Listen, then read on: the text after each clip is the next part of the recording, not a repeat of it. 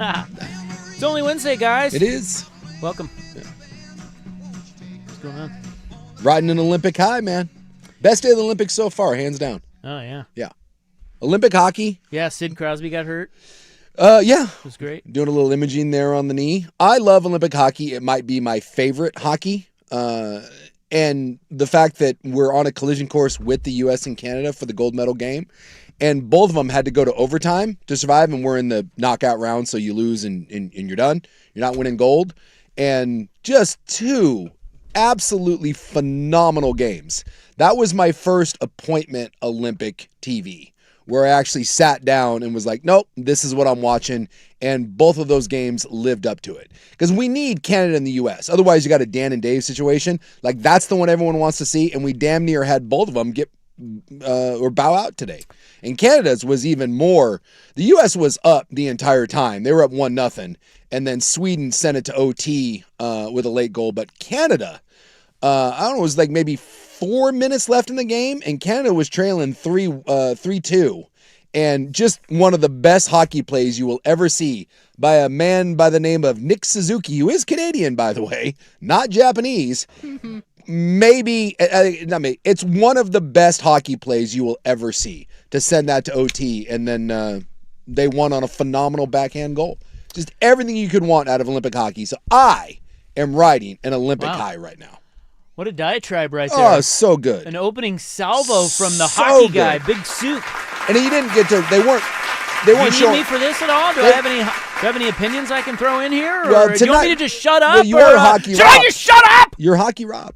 Yeah, I know. I have one thing, actually. I'm sure you saw everything. No, I did. I actually did watch it. Well, I watched some of it. Yeah. But I was curious about two things. One, are they showing this tonight, like in primetime when we're actually watching? I would assume so, yes. Because they should. Yeah. It should not be during a, U.S. workday. Mm-hmm. You know what I mean? Well, the Canada one went off because I have the I was watching on a Canadian channel, whatever that is. It TSN, whatever the. Sure. So I was watching live on the Canadian channel, and they finished up at about 10 in the morning. Yeah. And then the U.S. game just finished up. I don't know, what was that, 25-ish minutes ago. So I have a question. What you got? My other question was. What you got? Because Canada almost lost to what I call the Czech Republic. You were wrong. Is that right? Yeah, it's not the Czech Republic. Yeah. When did they change it to Czechia? It's not. Right? No. Czechia? Czechia. Is it? Are you sure? Yeah. Czechia. Yeah, I don't know about that. Oh, my God. What? Wow. Oh, boy. Whoa. Yeah, the big wigs from the Timbers are in town. God. Yeah. This is what we get for getting the rights to the Timbers. Todd Spear has Yep. access to our studio now? Out there running around. We're not putting him on. I know he wants to come on and talk about his golf game. It's not happening. So, no, what is, like, that's new to me. Yeah. Like, I thought it was the Czech Republic. I thought it was the Czech Republic, And too. they shortened it. Yes. Now they want to be called Czechia or Czechia? Czechia? Yeah. Czechia. Czechia. Are we sure? Yes. Come on, dude. Believe me. When did that change? I went down. Well, that's like Sukanik is that's that region where that comes from. And, they've been through a lot. You got Czechoslovakia, and then you had Slovenia, and you got the Czech Republic, and now it's I had the same thing. So when did that change? I think I need the answers. I think fairly recently. They what are did. You providing over there, Vaughn? Are you raising your voice at me? Ooh, that's a little preview for a drop today. Yeah. No, seriously. Did you just Google it? I heard your fingers typing. So they changed it. When I started Googling today, I couldn't come up with a definitive answer other than they shortened it for like tourist reasons and that it's easier for people to say, which I don't think that's the case at all. Because we don't know how to pronounce it. Yes. Czech Republic's pretty easy to pronounce. Czech Republic. Yes. And Republic's kind of cool. So the Republic? The Czech Republic. But it's the French Republic. But it's still they call it France. But it's not. It's still the Czech. Don't even get me started on like the Netherlands and the freaking Dutch. Are they the Netherlands Republic? I don't know. Why are they the Dutch? The Dutch Republic? Yeah, I know, that's confusing. So it's still the Czech Republic. What are they even doing over there? Playing hockey. USA. USA. That's right. So no, it is still the Czech Republic, But I think like in it was like 2018 or something, they shortened it. So there's the 2018. So for 6 years we've missed this. Yes, I did not understand. Or I mean, either. wait, that would be 8 years. Sorry. I thought it was the Czech Republic still. All right. Well, 2018. It is the Czech Republic. Yeah, but they shortened it. Why? Why do they do that? To make it a fun, like, why do we don't ever call us the United States of America. Yeah, right. We're just either the U.S. or we're the USA or we're America. Yeah. So that's, from my understanding, that's all this is. They are still the Czech Republic, and they want to be known as Czechia, which I still think is really weird. I literally went and did the how do you pronounce that and got the little, phonetics spelling of it. I will say, I think internet is great. Yeah. But if you go to internet for pronunciations of things, it is not the most reliable. It's really not. But then oftentimes you'll get multiple different pronunciations. Yeah, but also the announcers on the game were calling it that as well. So I'm pretty sure. I'm calling it Czechia. That's not right. Well, that's what they're getting. You can't just change it and then have me, expect to have me just follow along like a sheep. But you can. I mean, that's exactly what they did. Nope, not doing it. So Czechia lost today. Yes. And that sucks. That was heartbreaking. Because we wanted Canada to lose. No, I did not. Oh, you didn't? No. I did. I need Canada. I don't like Canada. I love my brothers to the Great White North. Love the Canadians. And I need the U.S. and Canada in the gold medal game. We need that. Canada's going to beat us. I mean, could be. U.S. has been a wagon. I mean, both of these teams in the Olympics so far, I mean, they haven't been touched. In fact, Canada was dealing with the Czech Republic. They already played. They beat them 5-0 in the group play. So the fact that this was Czechia. Why did you call them Czech Republic? Because I find Czechia to be. Well, so now you're doing the same thing I'm doing. Well, no, because I'm actually calling it right. It is both the Czech Republic and Czechia. Whatever the hell you're saying in no way is correct. Czechia. That's not right. The Czech Republic is still correct. It's the United States of America or the U.S. or USA or America. Look, I don't care. Okay. Look, they're eliminated anyway, aren't they? Well, they're not. They're not eliminated, but they are not. They cannot win gold. Yeah, get out of here. Czechia. And then my Swedes. Your Swedes. My Swedes. They put up a valiant effort, but they also can't win gold. Valiant effort. Yes. Yeah. Today was a great day of hockey. And someone points out, yes, Finland came back from a 2-0 deficit to win in overtime. Wow. It was a great day of hockey. What do they want to be called? No. They're the Finns. Well, I don't like that either. How do you, Finland and the Finns? Yeah. Well, Denmark. Like Finlandia. Denmark is the Danes. Does that? We need the official list of what Rob likes and doesn't like. Yes. How about just keep it the way it is? Does it make you feel better that Sweden is the Swedes? We're not the Danes. Denmark. No, that's good. Should be the Dens, but it's not the Dens. It's the Danes. I don't know. Well, I heard on my favorite radio show the other day, there's a new country called Norwegia. That's right. It is Norwegia. Don't mess with the Norwegian. That's if it's the Norwegians, it would be Norwegia, but it's not. It's Norway. It's a whole weird thing. So I like the women's hockey team, the U.S. women's hockey team. Okay. My handicapping has them winning the gold. Yes. And I go very deep into the handicap of Olympic hockey. Well, they're playing now, the Canadians, yes, and they've already whooped their ass. Right. So the odds, I looked at the odds today because now the odds are out. Yeah. Because the matchup is set. Mm-hmm. It's Canada versus the U.S. And this is women's, yes, not men's. Yes. This is women's hockey. And the U.S. is minus 525. Yeah. Which is too steep of a price for me. Not even touching. though I think they're going to win. I mean, I don't want to lay $500 or something to win 100. That's stupid. So then I looked at the goal price, and they are favored by 1.5 goals, meaning they would have to win the game by 2 goals or more. Yeah. And you would have to still lay 175 to win 100. So they make this very difficult to win money on the better teams. Yes. Well, that's usually. And I'm not happy about that's it. usually Just betting hard. That's usually the way gambling works, but okay. Well, it's just hard. I think the U.S. has won the last 5 or 6 matches, games, if you will, against the Lady Canucks, but We're going to dominate them. It's going to be 10-2. Well, it was 5-0 last time. So why wouldn't I just lay 175? It's a pricey bet. Don't count out the Canadians, because when it's mattered most, Canada has against the U.S. women. They've risen up in the biggest moments. You don't have to bet on America. No, that's right. That's right. I don't think I'm going to bet on it. I think the price is too high. Because you could bet plus 1.5. USA still wins, and you win your bet. The Canada side, plus 1.5. Yeah, but I don't really want to root for them. I want to root for my ladies. Yeah. You know, your gals. My babes. Well, now women are sluts. Well, so the women's one is set, and for the men, we're one away from the matchup we all want. So the Canadians got the Finlanders, and then we play Slovakia, and then for the winner of that, we'll go for gold. So hopefully, knock on laminate here, we get the U.S. and Canada in the gold medal game. Don't screw it up now and lose to Slovakia, for God's sakes. Right. Well, they almost lost today. Yeah, but the Swedes are good. Mm-hmm. The Swedes are scrappy. Hey, we're playing for freedom. Okay, the Swedes aren't free. I do love when people do the whole freedom thing. Yeah. My family's from Sweden. My mom was born and raised there. I'm pretty sure they're free over there. And last time I checked, the Canadians also pretty free. The Finns, pretty free. Not America free. That's right. They're not America free, and they're not free in Russia, okay? I love that somehow we've cornered the market on freedom. There's a lot of freedom out there. We've trademarked it, yeah. Yeah. The Australians, kind of free. The British, free. The Scots, lived in Scotland for a while, was pretty free over there. Yeah, flags! Just saying. America, yeah! Well, go America. Yeah. And my daughter's favorite hockey player in the world scored the game-winning goal for the Americans. Go Quinn Hughes. Yeah, trucks, balls, yeah! It's a great day of hockey. Yeah, Quinn Hughes. Cool name. Yeah. His brother also plays on the team. Sounds like more like a golfer, but...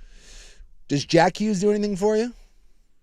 Jack Hughes. It's Quinn and Jack. They've got another brother, but he's not on the Olympic team. Jack Hughes should be a baseball player. Okay. Quinn Hughes should be a golfer. And then what was the other one you said? Who's the... I don't... Jack sounds like a middle reliever, like coming out of the pen. Jack Hughes. Jack Hughes. Yeah. And then Quinn Hughes, golf. And then hockey should be like Sven Hughes. Luke Hughes. Luke Hughes. Football? Attorney. But he's kind of like, whatever. Cooper Manning. He's like, get out of here. Luke. Imagine being in the NHL and you're the loser brother. You're like, whatever. There's always a third loser brother. Yeah, are you a loser? That's hard. Are you a loser when you were the 4th overall pick in the NHL draft, and yet you're the loser of that family? So Cooper is the third Manning brother. Yes. Far from a loser, but people label him that. Yeah. And then you have the third Antetokounmpo brother. See, they're actually losers, though. Both Wow. The Antetokounmpo brothers, outside of Giannis, they are all losers. The only reason they're around is because Giannis is so good, he drags them along. Well, that doesn't mean that they're losers. They're losers. They're not good. I think you're saying they would be losers without Giannis. Yes. But they have Giannis, so they're not losers. Yeah, well. Right? Aren't you a loser, though, if all you are is like... No? No, you're luckily not a loser. You're just saying you would be a loser. Bronny James would be a loser if his dad wasn't LeBron. He wouldn't be in the NBA. It's like the Ball brothers. 2 Ball brothers, very good. The other sucks. But good rapper, though. Good rapper. They weren't good enough to drag the sorry-ass brother along. Giannis, on the other hand, is.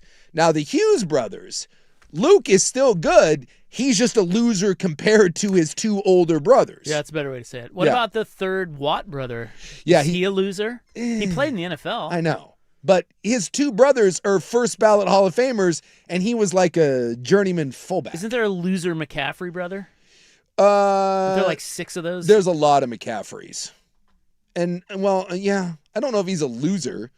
Because there's Christian, obviously, and then Luke, and then there's another one, and I think he's in college still. Is his name Cooper? I don't believe so. But that's got to be a tough legacy, when you're... Or easy. Is it? Well, like you say, you're wanting to call them losers. They don't care. They're piggybacking off of other success. They don't have to do a thing. Yeah. Yeah, Dylan McCaffrey. Is the third one. Would you feel good, Boy, he's a handsome fellow, too. Would you like to be Patrick Mahomes' brother? Because you don't... that kid's a dip ass. I have to be him? You got to be him. Or can I be me? Well, but you're Because he's a douche. But you're him. I mean, well, but are you saying I'm as me, his brother, or I'm let's just say this. Jackson Mahomes? You can be you, but all you will ever do, I'm okay with it. your entire existence is tied up in being his brother. I'm okay with that. You're okay? Yeah. You're okay suckling at that teat forever? Sure. He's my bro. You know, be nice to him. Get some kickbacks. Yeah. You know. I just think that would be weird. I don't. McCaffrey plays. Oh, he played it. Was he at Duke? Well, it says there here, was a Duke one, I remember. It says here he played at Michigan. Perhaps he's even still at Michigan. I thought there was one still in college. Yeah, I think he's at. Well, it says 2020. So They're actually losers. Northern Colorado. He's a quarterback at Northern Colorado, guys. Okay. And look at him. Look at his photo. He might be the most handsome of all of them. Dylan? They're actually Yes. losers. Oh, yeah, dude, that dude is handsome. Look at that guy. He looks like a hockey player. Yeah, but he's at Northern Colorado. Yeah, Castle Rock. I mean, you got Christian and Luke are out running around in the NFL. No, I don't know. Luke, who's Luke play for? He played in Commanders. Yeah, the Commanders. I won't keep wanting to say the Red, but it's not. It's the Commanders. Can't do that. And he's pretty good. All right. And then there's Max McCaffrey. There's another one? There's another one. Who's that? That was the Dookie, right? He's the fourth one? Yeah, he played at Duke, went undrafted, and looks like he bounced around the NFL for a year or two, and now he's a coach. He's with the Chargers. He's the running backs coach for the Chargers. They're actually losers. So again, that guy had a career like mine, kind of. He just bounced around. But you're kind of a loser because your two other brothers and your dad, like your dad's a great receiver with multiple Super Bowl rings. Your brother's the best running back in the NFL. Your other one's still a good receiver. And meanwhile, you're like, Max. You show up at the family dinner and it's a little awkward. No one really cares about you except mom. Oh, Exactly. there's Max. Yeah, There's it's Max. But he's a mama's boy. You're like, I'm coaching the NFL. And they're like, whatever. Cool dude. Yeah. Yeah. It's like Step Brothers. Like, everyone else is on a fishing trip with Super Chef Bobby Flay down on the Bonita Run, and you're like, I don't know, I coach the Chargers Steph running Curry backs. and Seth Curry. I mean, come on. Yeah, same. Seth's now on the Warriors. Yeah, he was actually Is he Blazer. really? Blazer He's great. still in the league? Blazer great. Yeah. Oh, my God. How old is he? 60? Yeah. All right. Well, there's your opening segment. Yeah, go hockey. Thank you. Yeah. Go hockey. So if you want to watch it all over again, even though we just told you everything that happened, you can watch it tonight. I'm assuming they're going to show it tonight. They should. Yeah. I mean, it's the only cool thing about the Olympics. That and shooting. Oh no, dude, the Olympics have been fantastic. Do you think they I've could loved add these Olympics. shooting into all the other sports? Wouldn't that make it better? Because like the biathlon, you cross-country ski and then you shoot a rifle. Sure. I think they should add shooting to all the other sports. Now, if you really wanted to do something, you do one of those big airs, and then while you're flipping, you got to shoot something. Yeah. Like that would be the best one. Dude, that skiing big air. Have you seen the tower, like the elevator they have to take up? They were showing, like, that was going around where they were showing the back view of it. It's 180 feet up. You take an elevator up to it. That alone, just standing on top of that, is enough to make me take a poop in my Swiss skiing shorts. And then you decide that you're just going to toboggan your ass down that thing and then do like 9 flips. It's insane. So the ski jumping, Yeah. what if you jump, Yeah. you launch, Mm. and then you have the rifle on your back, Ooh, I like it. and you're flying through the air, Yeah. and you pull out the rifle, And then like and you got to shoot an elk on another mountain. Well, I was thinking maybe the elk could be like animal rights, but what if we did like some skeet shooting, like where you Yeah, jump and there then you go. someone's like, pull, and then the clay pigeon comes off. And you guys shoot one of those in the air. Or you shoot into the crowd. You know? One goes a little sideways. Whoops. Wing someone. I don't know. It could make it more interesting. Yeah. It's like putting animals in the outfield of a baseball game. Tiger pit, gator style. Spice it up a little bit. Well, it's official, guys. Your Seahawks, my Seahawks, are officially on the market. I love when the Allens are like, it's not for sale. 3 weeks later, it's for sale. Did they say that? Yeah. They just don't like anything in the media, do they? No, like nothing. no. They Dude, don't want a thing We about them. We out knew it there. was going to be for sale. And they're going to say Well, it says it right in the will, Yeah. or whatever. Yeah, and the NFL fined you, and it's coming for a lot of money. So we'll start there. Break records. Coming up next on The Fan.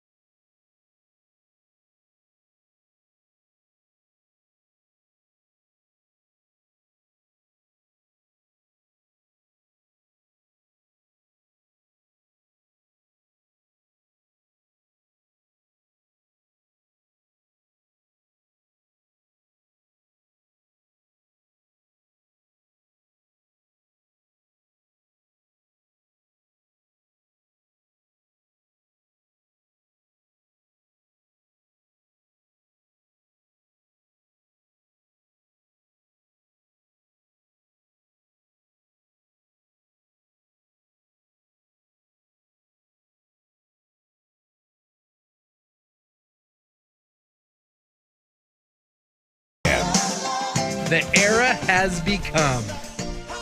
Well, truer words have never been spoken. Wait, more spoken? What? What's the saying?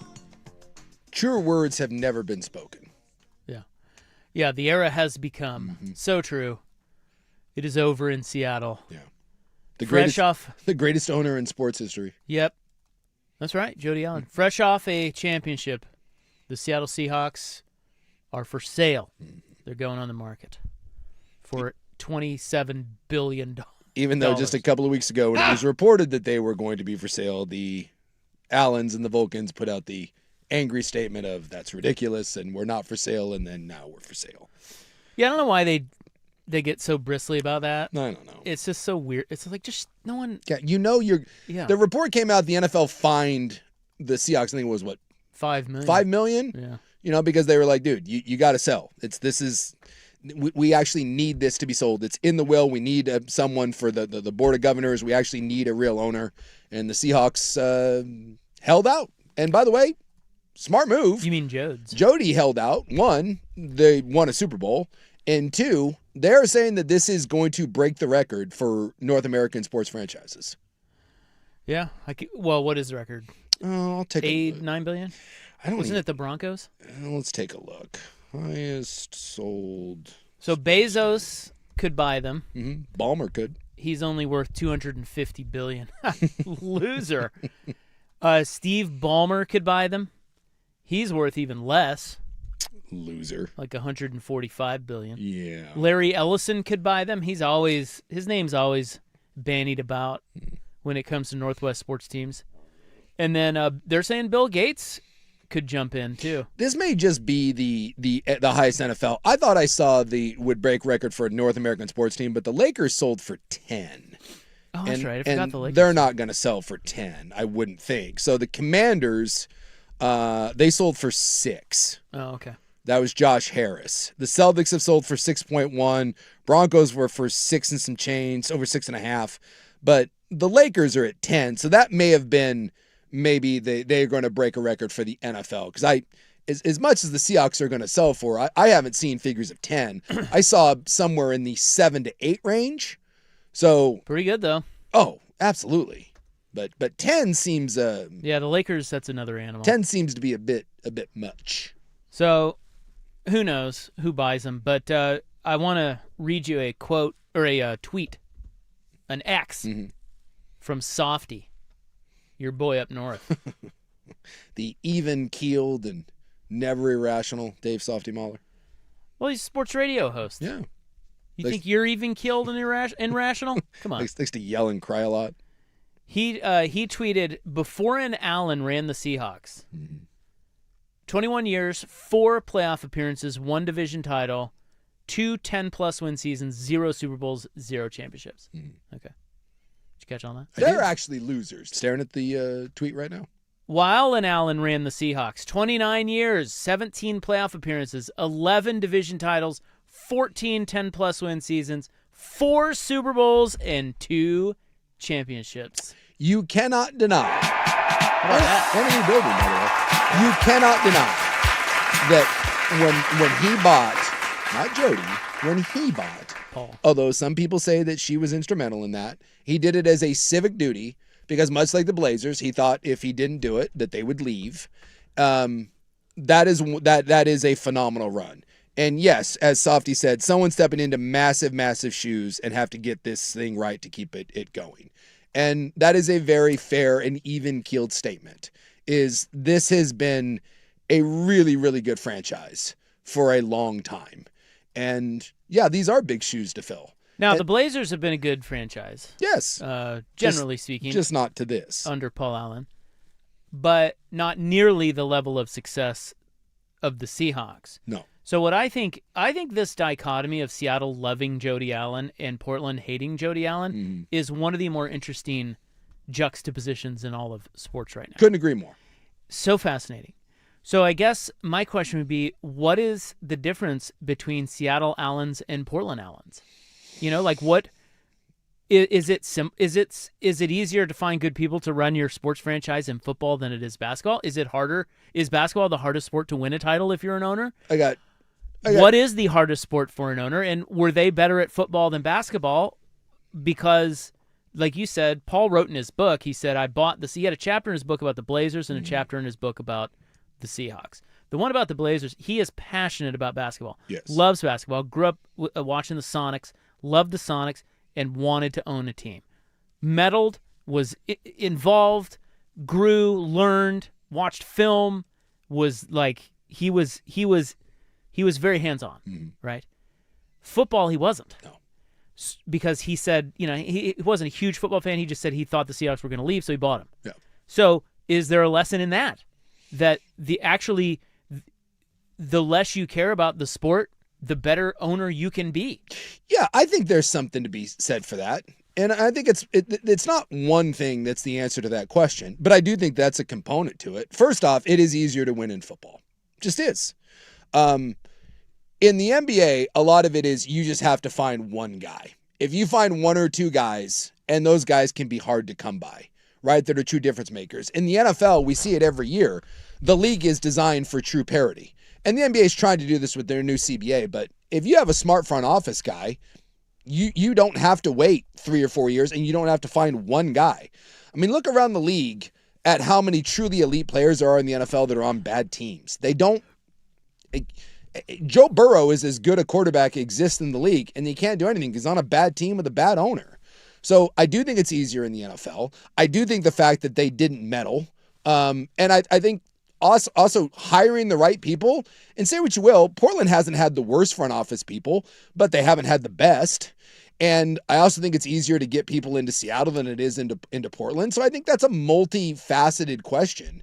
But yes, had the Blazers and Jody Allen won more, had they been to 4 NBA finals and won 2 championships, I think people view them very differently. Also, too, it never felt like Seattle was meddled with, like the Burt Cold thing and all that. And I think that goes back to what you just said.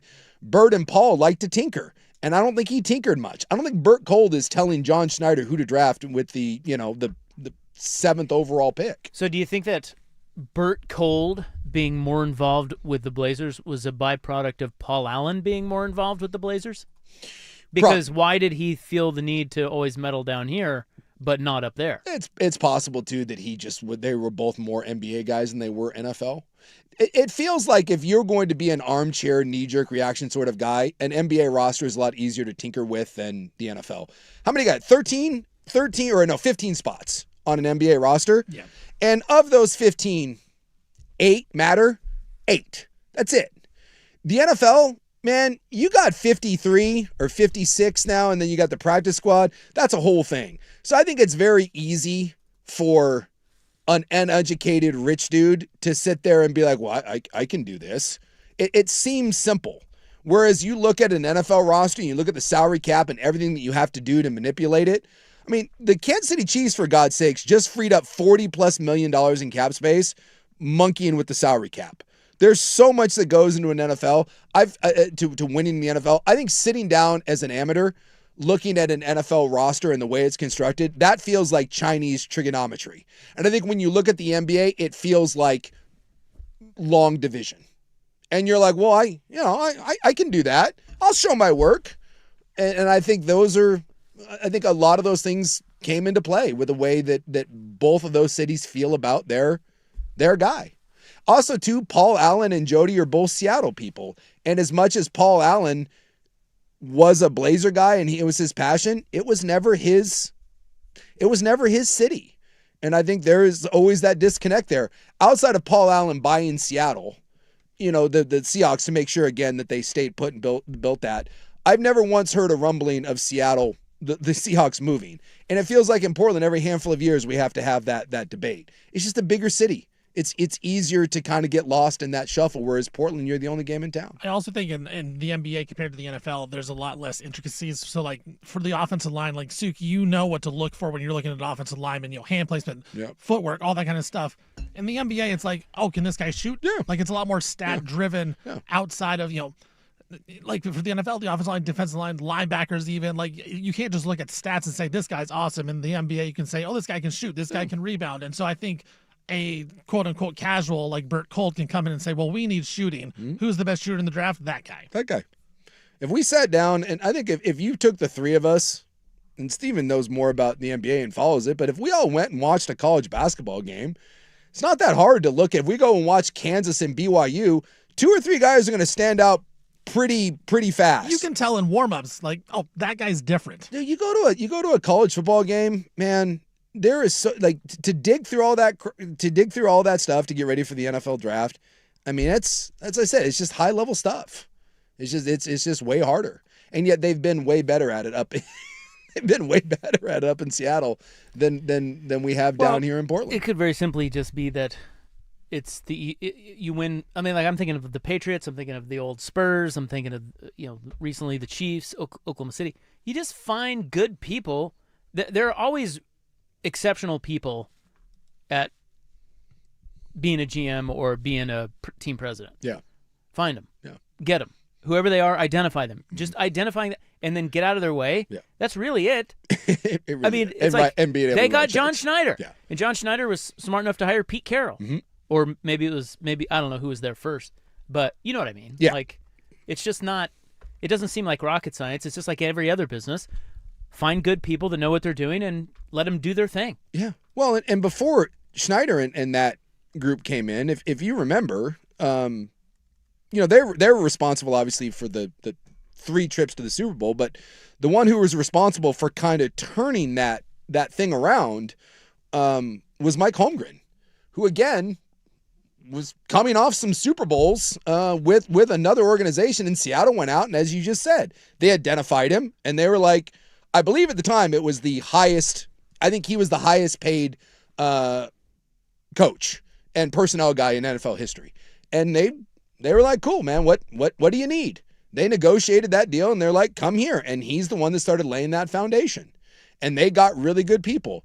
And you look at Portland, I don't know what to make of the last 30 years of Blazers front office people. Kevin Pritchard was really good. And I think that was probably the highlight. Whitsitt, Whitsitt came close, but there's been a lot of dysfunction in Portland over the years through that, whereas Seattle feels like it's been way more stable. But and the I think dysfunction part came from Paul Allen. Yeah. Bingo. Yeah. It did. Yeah. I mean, that it was his. Paul Allen gets overrated as an owner here in Portland a little too much. Well, he was great, but He did was a lot of 'cause things of that his- caused problems. well, but without him, they're probably gone. exactly. Right, exactly. He was a great owner. He Yes. was not perfect, but his deep pockets allowed you to be hella relevant in a small market. That right there is the trump card. Yeah. But yes, the Paul Allen veil of secrecy and backstabbing type culture, like the programs I just mentioned, the Spurs, the Chiefs, certainly the Patriots, the Thunder, Dodgers. I don't know. Maybe they just bought a couple titles, but it's you still have to have a winning culture. That's going to permeate all championship teams, and the Blazers never really had that. And a lot of that comes from the paranoid nature of Paul Allen, and that seeps down into his people, the Vulcans, Burt Cold. So Kevin Pritchard didn't do anything wrong in terms of building the team to get He fired. just ran afoul of him. Do you remember that whole thing? Yeah. They were talking like They Tom didn't like the Penn was credit. talking about the Minnesota job, and he embarrassed both of them. Yeah. Paul Allen did because he was so paranoid about it. And then who was next? Rich Cho came in next. He turfed that guy within a year. He made Kevin Pritchard do the draft even though he was fired. Yeah, I mean he embarrassed him. Yeah. And go look and see what Pritchard's done with Indiana. He's the president of the basketball operations over in the Yeah, Pacers. he's done a nice job. He's Yeah, really great good. job. Yeah. So, but what I'm saying is, it wasn't his acumen that got him fired. It was the Paul Allen paranoia. That whole thing has always been the modus operandi at One Center Court. You worked in it. Yep. You know what that's like. Yep. That came from Paul Allen. But at the same time, I think it's important to remember that without Paul Allen, the Seahawks are not in Seattle and the Blazers are not in Portland. 100%. So whatever you think of him and his legacy down here, up there, that guy took 2 cities, and Seattle's already lost their basketball team. That football team was on the way out the door, and there's no way we'd have a team. The Blazers would have been gone 30 years ago had Paul not built that supposedly old crappy arena that's still there. Paul footed the bill for that. Otherwise, they're gone too. So Was he perfect? No. But find me someone else that spent the money he spent to save not one, but two professional franchises in the little old Pacific Northwest. That guy, for all his flaws, both of those organizations should kiss his ass in this life and the next. And having seen how Jody ran it, you definitely take Paul over Jody. What are you talking about? Jody's the greatest owner in sports. Well, wait till the new owner comes in and it's terrible, and then you're like, wait a minute, maybe the Allens were great. It's possible. You never know. Say Jody Allen's great. I'm just leaving him Well, out. it can always get worse. Yeah. But it's right. You're right. I mean, it's like Paul Allen should be lauded. At the same time, would you rather have a Tom Dundon who is not nearly as rich, but knows how to build a winning culture? Yeah. There's an argument to be made for that. And we're about to find out. Yeah, I guess so, because he doesn't have Paul Allen's riches. I think it's a lot more important in the NFL to have the big swing and D than it is in the NBA, because the big swing and D in the NFL, you can play with the cap more by front-loading stuff. See the teams that have deep pockets versus the teams that are on the cheapo. It's like Major League Baseball. It's in Major League Baseball and the NFL, it's not the most important thing, but right near the top, 1A, is having an owner that is willing to spend.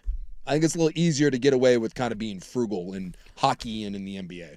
But it's like this text says, Fife, he's like, Jody Allen inherited a winning franchise with John Schneider. And it's like, oh, great job, Jody Allen. You just didn't fire John Schneider. Nice job. Pretty much. Way to go. and gave him the resources to go out. And she's a hero up there, and we can't stand her down here. Yeah. Very strange. Yeah. All right. Well, the Seahawks are for sale. If you'd like to buy them, I'm sure you can submit an offer to the Allens. I'm guessing somewhere between 7 and 8. To the estate. Yeah. 7 and 8 million. That's not bad. A little more than that, but All right. Coming up next, oh boy, we got to get to Mick Cronin. This dude. There's always one, right? No, there's not. There's always sports one. are littered with Mick Cronins. Yeah, but there's always one that's on top of the heap, and he's climbing that ladder. So we'll get to what he said and why he's in the news. He's the coach at UCLA. Coming up, but first, Stephen with SportsCenter. Now, from the George McCoy and Warren Allen Sports Desk, a SportsCenter update on the Fan Sports Network, 105.1 FM and 1080 AM. First on the Fan, as we were just talking about there, the Seattle Seahawks, the Super Bowl champions, are officially going up for sale. The franchise announced it has begun a formal sales process, and the team announced the move on social media today, saying it was consistent with Paul Allen's directive after his death. Now, it had been reported weeks ago that they were going for sale, but now officially up on the market. According to multiple reports, the Chiefs have restructured Patrick Mahomes' deal to lower his cap hit from $78.2 million to under $35 million for next season. Before the restructure, the Chiefs were going to be over the cap by $50 million. Now, they're still not cap compliant at the moment with this move, but a couple moves can be made to get under that. Mahomes' contract was likely to be restructured as he was his projected cap number. Only Deshaun Watson's was the higher cap number going into next season. Texas Tech All-American forward JT Toppin suffered a season-ending torn ACL in his right knee last night against Arizona State. Toppin averaging almost 22 points and 11 rebounds a game for the number 13 Texas Tech Red Raiders. Huge loss there. Kings forward Domantas Sabonis, he also is going to have season-ending surgery on his knee, but this is a torn meniscus. 29-year-old averaging 16 points, 11 boards for the Kings. The Kings do have the worst record in the NBA. And Team USA Hockey defeated Sweden in the quarterfinals 2-1 in overtime. Quentin Hughes with the game-winning goal. USA advancing to the semifinals. For more sports scores and stories in 30 minutes, I'm Stephen Vonner from the George McCoy and Warren Allen Sports Desk. Hurt, missing work? Insurance companies acting like jerks. Don't call your mom. Call George McCoy of WarrenAllen.com. Your home for Seahawks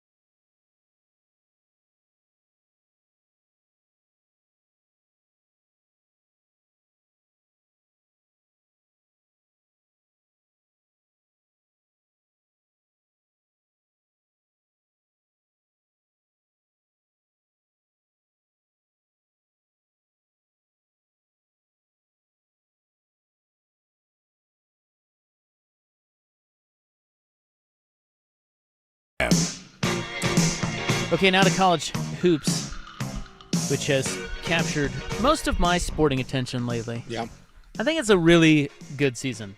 Yeah, I would agree. The play is better because more kids are sticking around, and there's more parity. I mean, you know, the top teams are awesome, but there's a lot of them. There's 4 or 5 of them. And I think there's some high level. I've been watching more. BYU's actually relevant for like the first time ever, but and the Big 12 is bananas. I know it's not. Can we talk about? No, I don't want to talk about it. Can we talk about Richie? It's not going well. Your man, Richie Saunders? Yeah, it's not going well. But they've been relevant this year. So I watch a lot of Big 12, and it does feel like there's a lot of really good basketball being played out there. And a lot of times when you watch college ball, it can be rough. I mean, it's a rough watch, and I think it's gotten better. Yeah, so I mean, that's what I was just saying. Like, I feel like it's light years better than it was 5 years ago. Even. I would agree. And the Big 12 is a big part of that. It's a really good league. Richie Saunders is now done for the season. Your boy at BYU. I know you don't want to talk about it, but We didn't have any depth, and that's just. and now you have less depth. BYU's cruising for a one and done. This feels like a 9-10. Thanks for coming to the tournament. Slap you on the butt and say, well, we'll see you next year. And then we just heard last night JT Toppin from Texas Tech ripped up his ACL, and he's done for the season, and he's one of the better players in the country. Yeah. So 2 big injuries in the Big 12. Well, we know, too, that, I mean, sports are all this way. I mean, it's more so in football. You know, Sports basketball, is sports. It's not as much, but it's a war of attrition. Football is football. Half the battle is just being able to stay healthy. You're always one injury away from having the whole thing kind of go kablooey. Or a fake flu.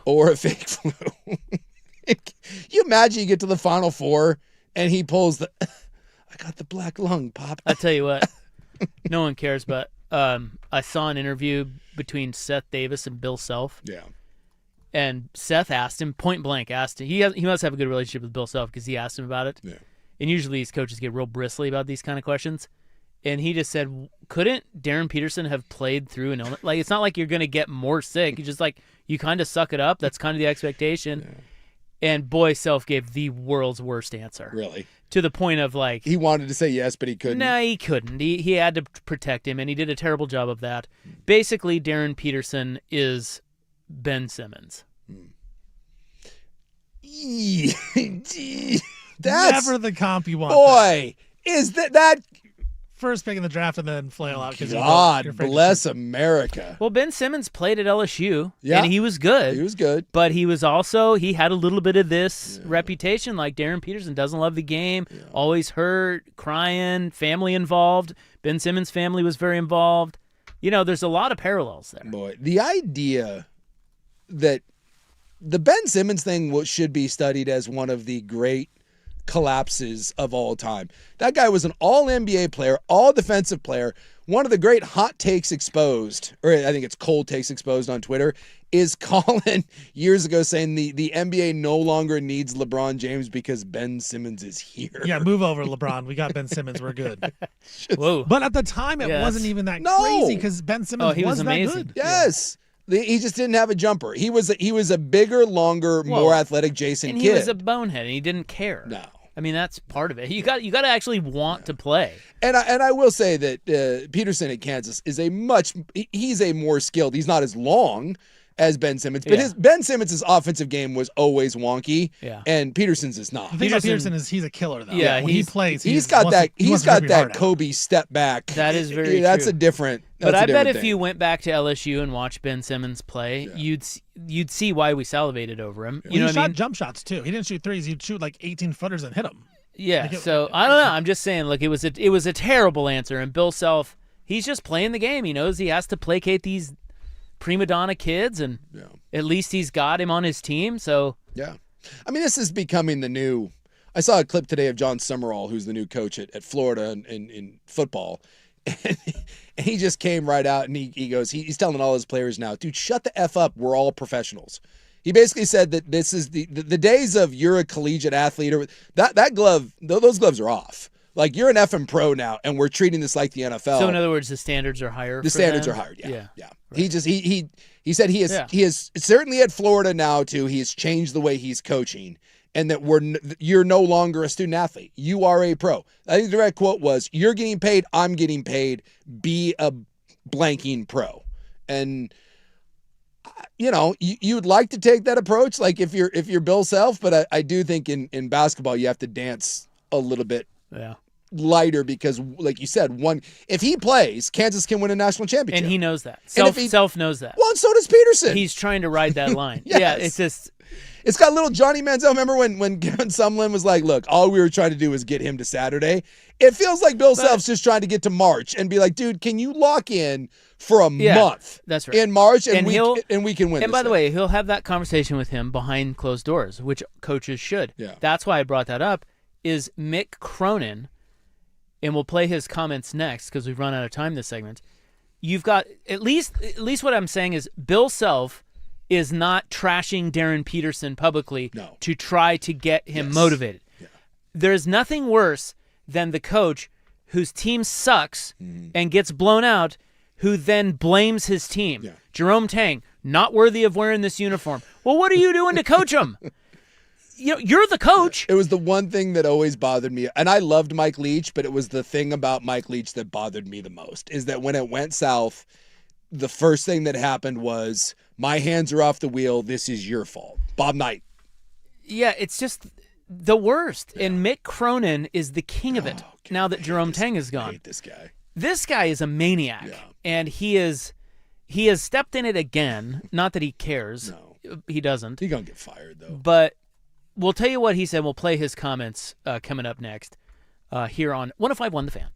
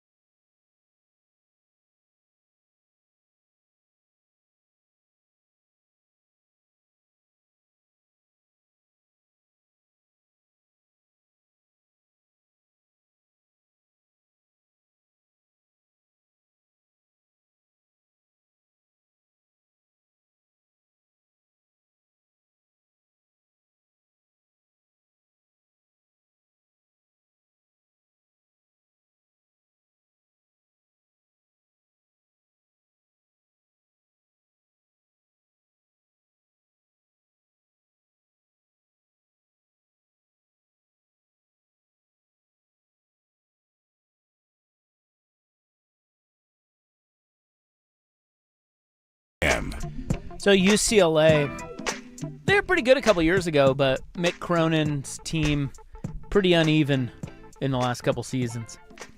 You know, they win some, and then they get blown out some, and they're just not that good. No. But they got blown out last night by the fighting Tom Izzos at Michigan State, and it was not pretty. To the point where Cronin actually kicked a player on his own team. I've never seen it. Off the court. Never seen it. And I didn't think what he did was so bad that he needed to be booted. No.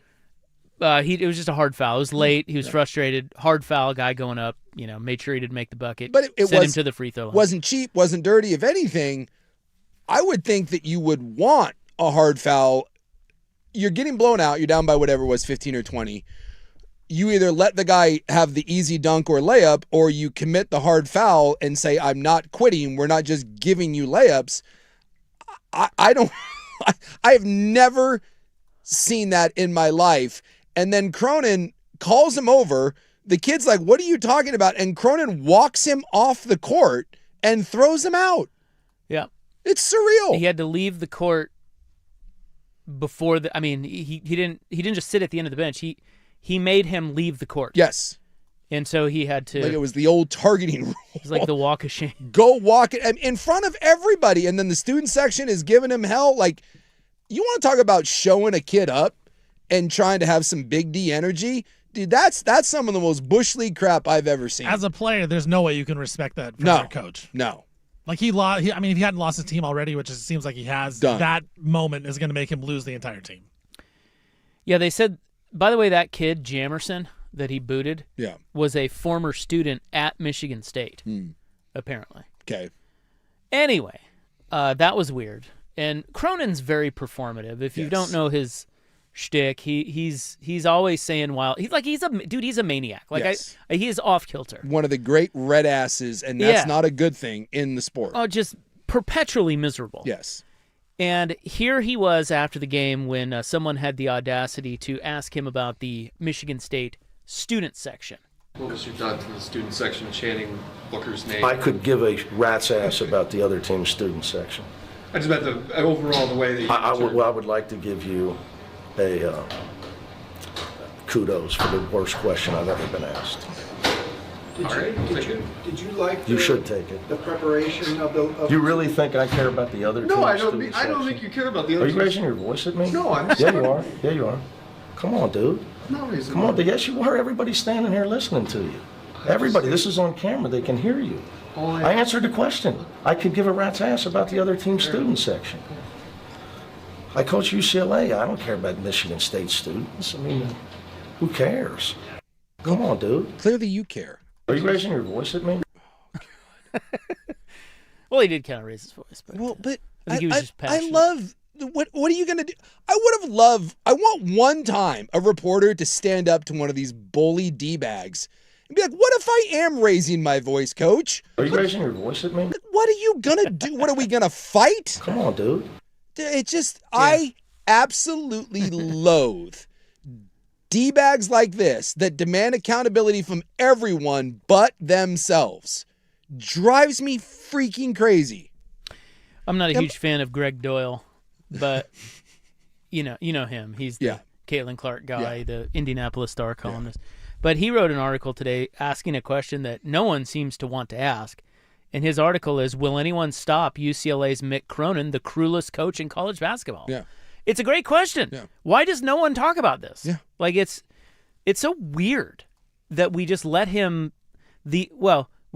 we have a history of letting coaches do and say whatever they want. But you normally have to win titles in order to do that. Because they just have, they're just power trips. But it's just odd that we let Cronin is just this renegade dude who says and does whatever he wants to the detriment of other people. Yeah. And no one seems to really call him out on it. No.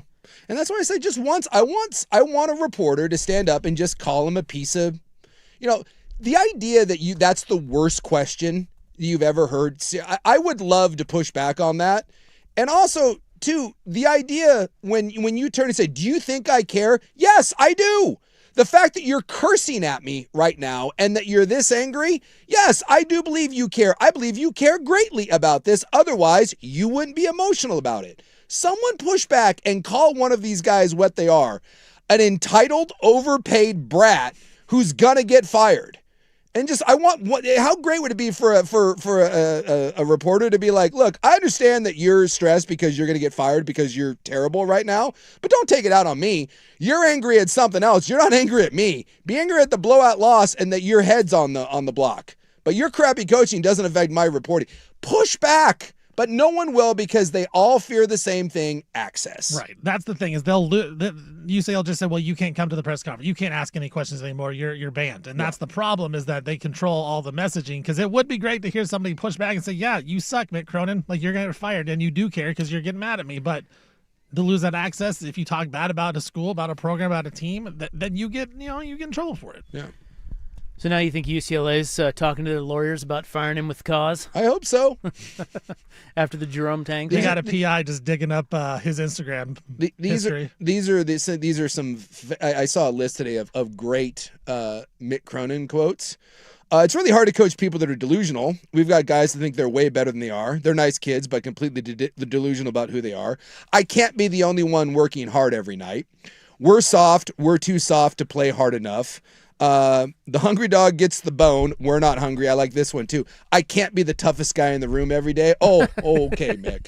Yeah, you're little 5'5" Mick Cronin. You're really the toughest guy in the room. He is. God, he's like the pathetic man. He's the definition of little man syndrome. Yes. Like he's really an angry. Yes. Like he has problems. So hopefully he does get fired. Although they are, they're hanging in there. They're 17-9. They just got blown out. They're 9-6 in the Big Ten. They just got blown out last night. They'll make the tournament. They probably will, and he's a pretty good coach. He got to the Final Four a couple years ago, and they should have beat that undefeated Gonzaga team in the COVID year. That's right, with Juzang and Jaime Jaquez. That was 2020, Tiger Campbell. 2021. All those guys. Yeah. But yeah, he's just obnoxious. Yeah. And you get away with it, but Are you raising your voice at me? I love that one. You raising your voice at me? Come on, dude. How dare you? Didn't he have a thing? Didn't he? I have one other one. Did he flip off Kelvin Sampson? Remember there was that thing?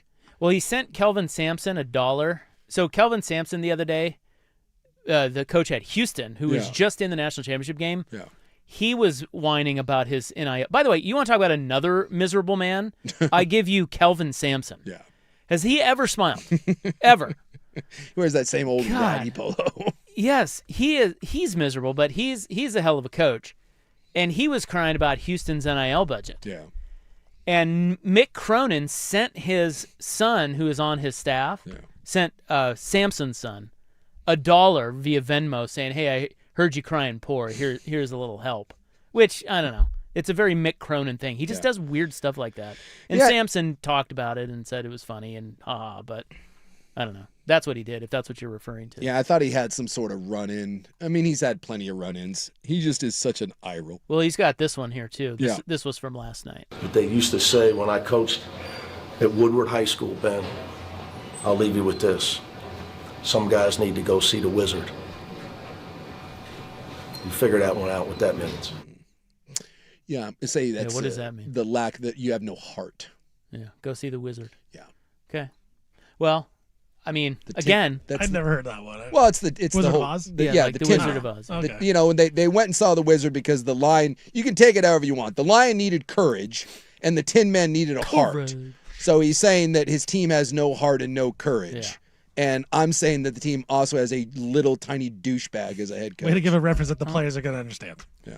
Well, you no, sure yeah. do know your child reference psychology. a movie from the 1950s. Yeah. And oh, by the way, isn't that your job to You're giving out. You should be giving out hearts, bro. Yeah, well, just like galvanize your guys, get them to play hard. That's your job. You're the effing coach. Hey, he can't be the only one. He can't be the only one doing his job, and he can't be the toughest one in the room. Can't be the toughest one in the room, Mick Cronin. God, I want. Here's what I hope. Just wind up and slap one of these d-bags. I hope that I am out of here soon, and your new co-host is Mick Cronin. How long? He wants to host sports shows. I'm being dead serious. How long before I would punch Mick Cronin? I don't even know if you get to the first show. There's no way. I know it would not. It wouldn't go well. It might be your pre-show meeting or your That would Your be initial meet it and would be greet. the end of my career, but then I'd get a job like on Fox News or something because it would, Yeah. there's no way I could control myself. You'd be a hero if you were the one who punched Mick Cronin. All right, coming up next, Patrick Mahomes restructures on the Fan.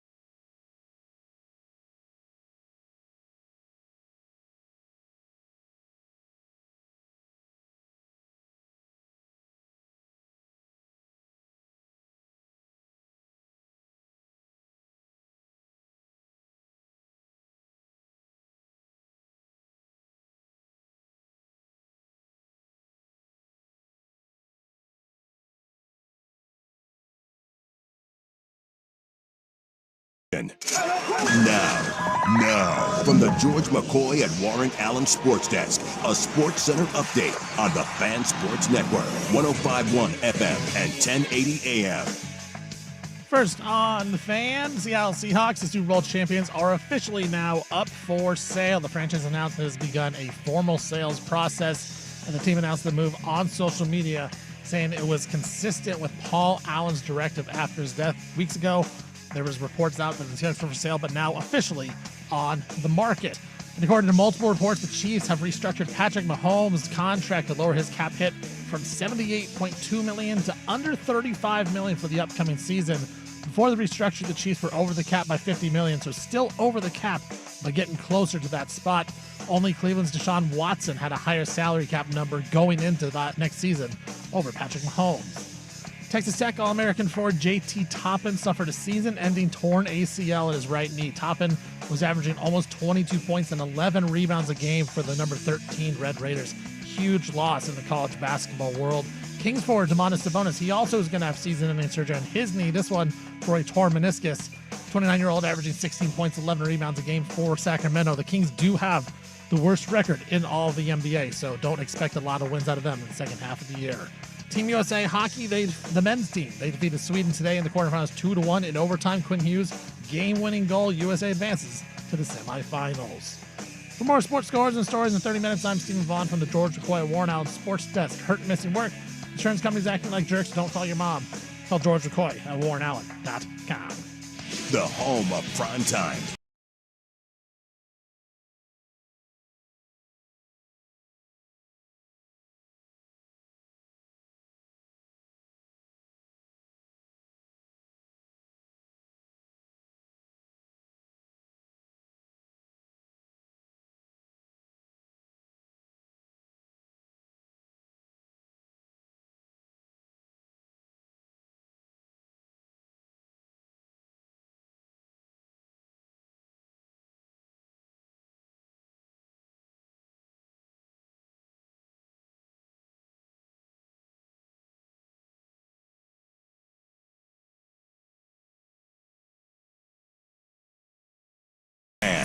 All right, welcome back to hour 2 of the radio program here on a Wednesday. It's been very heated. We've been raising our voices. Are you raising your voice at me? And it's been wild. And by the way, correction from Wizard of Oz guy. Yeah. He is right. Wizard of Oz, 1939. I'm sure the kids are really, UCLA kids are really dialed into that one, Mick. And I said the 50s, so I was wrong about that. 1939, August 25th. Yikes. That I knew movie that was came out. old. I'm not Come on, certain I dude. would have put that in the 30s. Yeah, I thought it was in the 50s. At any rate, You moron. God, such an idiot. You How do I raising- even host a show? Are you raising your voice at me? You know, I'm actually not. This is not sports. It wasn't. That's why. If it was sports year, you would have known for sure. How many times do you get in trouble They with used the to say missus? when I coached at Woodward High School, Ben, I'll leave you with this. Some guys need to go see the wizard. You figure that one out what that means. Yeah, you're the wizard, idiot. Great quote, Mick. Or at least you're supposed to be. Do you ever get in trouble for your tone? Yeah. Yeah, right? My tone's a big deal. Oh, yeah. I often say Don't I know? I often say the right thing, and it's in the wrong tone. Yeah, I Yeah. can totally see that. I'm like, what are you talking about? I'm like, she's like, it's the tone. You got a tone about you. Yeah. She doesn't like my tone. My tone gets me in a lot of Come on, trouble. dude. Yeah. Come on, dude. Are you raising your voice at me? Okay, so Patrick Mahomes restructured. Yeah. So he signed 10 years, $450 million. Yes. Back in the day. Which at the time was the biggest deal. And now you actually look at it like per year. And this is why teams are smart. Well, that was a big deal at the time. Yes. But it was also a really team-friendly deal. Yes. Because they could keep doing this, Yes. right? Restructuring it. So basically all they do is they turn a portion of his salary into a signing bonus. He gets that cash up front, right? Yep. And then they drop his cap number from $78 million to $34 million. Yes. Pretty significant. And you can fudge the numbers. And so when he signed that big long deal, this is why.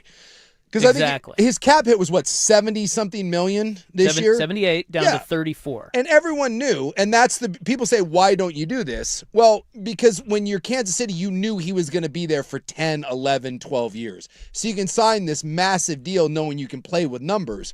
Very few teams, one, want to pay that deal, the guaranteed money up front, and two, you don't want to lock yourself into a guy for 10 years. But when you're arguably the greatest the greatest start to a career in history, you can do this sort of thing and fudge the numbers. So you knew he wasn't going to play with a $78 million cap hit. I just don't know how many people thought that they'd be able to clear 40+ million in space, which is, again, why good organizations sign guys early to big deals and then they play around with the cap, whereas the Dallas Cowboys wait until the last minute, and today's price is not tomorrow's price. Right. Anytime you have a guy that you think is part of your future, it behooves you to pay him now. I would say in just minor defense of the Cowboys, Dak's really good. Yeah. But he's not. Yeah. Look, Patrick Mahomes you like you said, you knew you had to lock him up. Yeah. And you had no problem doing that. No. There is an argument to be made about Dak, or was, when he was given his big deal. Yeah. I mean, he's not Patrick Mahomes, so No. so that's a little different. Yeah. But so how many quarterbacks come along that you're going to lock up for 10 years? There's not that many. No, but it's the idea that you have to know, and this is again good organizations, bad organizations. Yes, you're not going to get Patrick Mahomes every time, just like you're not going to get a Jefferson or a Chase or a Max Crosby, whoever you think is truly the best at the position. But when you have the marquee player at one of the elite positions, quarterback, left tackle, wide receiver, defensive end, corner, I think those are probably your money. That's where the majority of your money is going to be spent on your team. And when you have a guy that you look at and you're like, yes, this guy needs to be part of our future, you pay him early and you structure it where you can manipulate the cap like this, because that's the difference between having a loaded roster, see Seattle, and a team that has, 4 or 5 good players on it that make a bunch of money, and then a bunch of, see the Cincinnati Bengals and the Dallas Cowboys. Philadelphia is that way too. Philadelphia locks up their guys and they have room to play. So I'm not sure. I mean, I'm not terribly familiar with Dak Prescott's contract situation, but I do think the latest one that he signed is his second one. Yeah. Is that right? Second big one? Yeah. Or, I mean, third total, second after his rookie deal? Yes. Because he's actually a little older. And they signed him to 4 years, $240. So what you're saying is, once his rookie contract is up, even though there was a debate about Dak Prescott, I mean, he's not Patrick Mahomes, so it's not like saying, oh, it's a lock, we should sign him for 10 years. Yeah. If they had been thinking Dak Prescott is their guy, which they obviously did because they signed him again, it would have behooved them to have signed him to a 10-year deal, a way longer deal, way back on that first one than it does paying him 4 years, $240 million when they signed him in 2024. The best number I can throw out, and it's going to be an approximate because I don't have it the article in front of me, but the Dallas Cowboys, because they ended up getting rid of Micah Parsons, right? So that kind of muddles the waters. But CeeDee Lamb, Micah, and Dak, they all pushed that off until the last moment, and then with Micah, they ended up moving on from him. Had they signed Dak, CeeDee Lamb, and Micah Parsons, which was their big three, right? Their 3 best players. Had they signed them when they were first eligible, right? When they had a year left on the deals, going into that year where you can start signing extensions. Had they just signed each one of those guys to the top market deal, they just say, okay, like no negotiation, and you probably didn't have to make them the highest paid player, but even if you did that, right? 2 years later, they would have saved per year, roughly, I believe it was $80 million just on those 3 guys alone. Because when you don't pay a guy, the market gets reset. Every time a Myles Garrett signs, and then a Bosa signs, and then a Crosby signs, the money doesn't go down. It goes up because people keep resetting the market and the salary cap keeps going up. So not only do you get the benefits of signing a guy early, but his portion of the cap, as the cap keeps getting greater, gets smaller and smaller. Are you raising your voice at me? Yes, I am. So when you look when you look at like the average value, Dak Prescott making $60 million, they didn't have to. They could have had Dak at probably 45. Come on, dude. And if they had signed him to a longer extension, you can manipulate that cap. Yeah. It's why the good teams, the good teams operate differently than the bad teams. And salary cap manipulation is very, very real because it's a soft cap. You can play and fudge numbers. So Mahomes restructures. They still have to do more finagling of the cap. Yeah, they're still over the cap. They're still over, but they dropped from $78 million to $34 million just on his deal alone. Yeah. Are we? So I have another question, and we'll get to this next. Are we maybe sleeping on KC for the upcoming season? We'll get to that when we return on The Fan.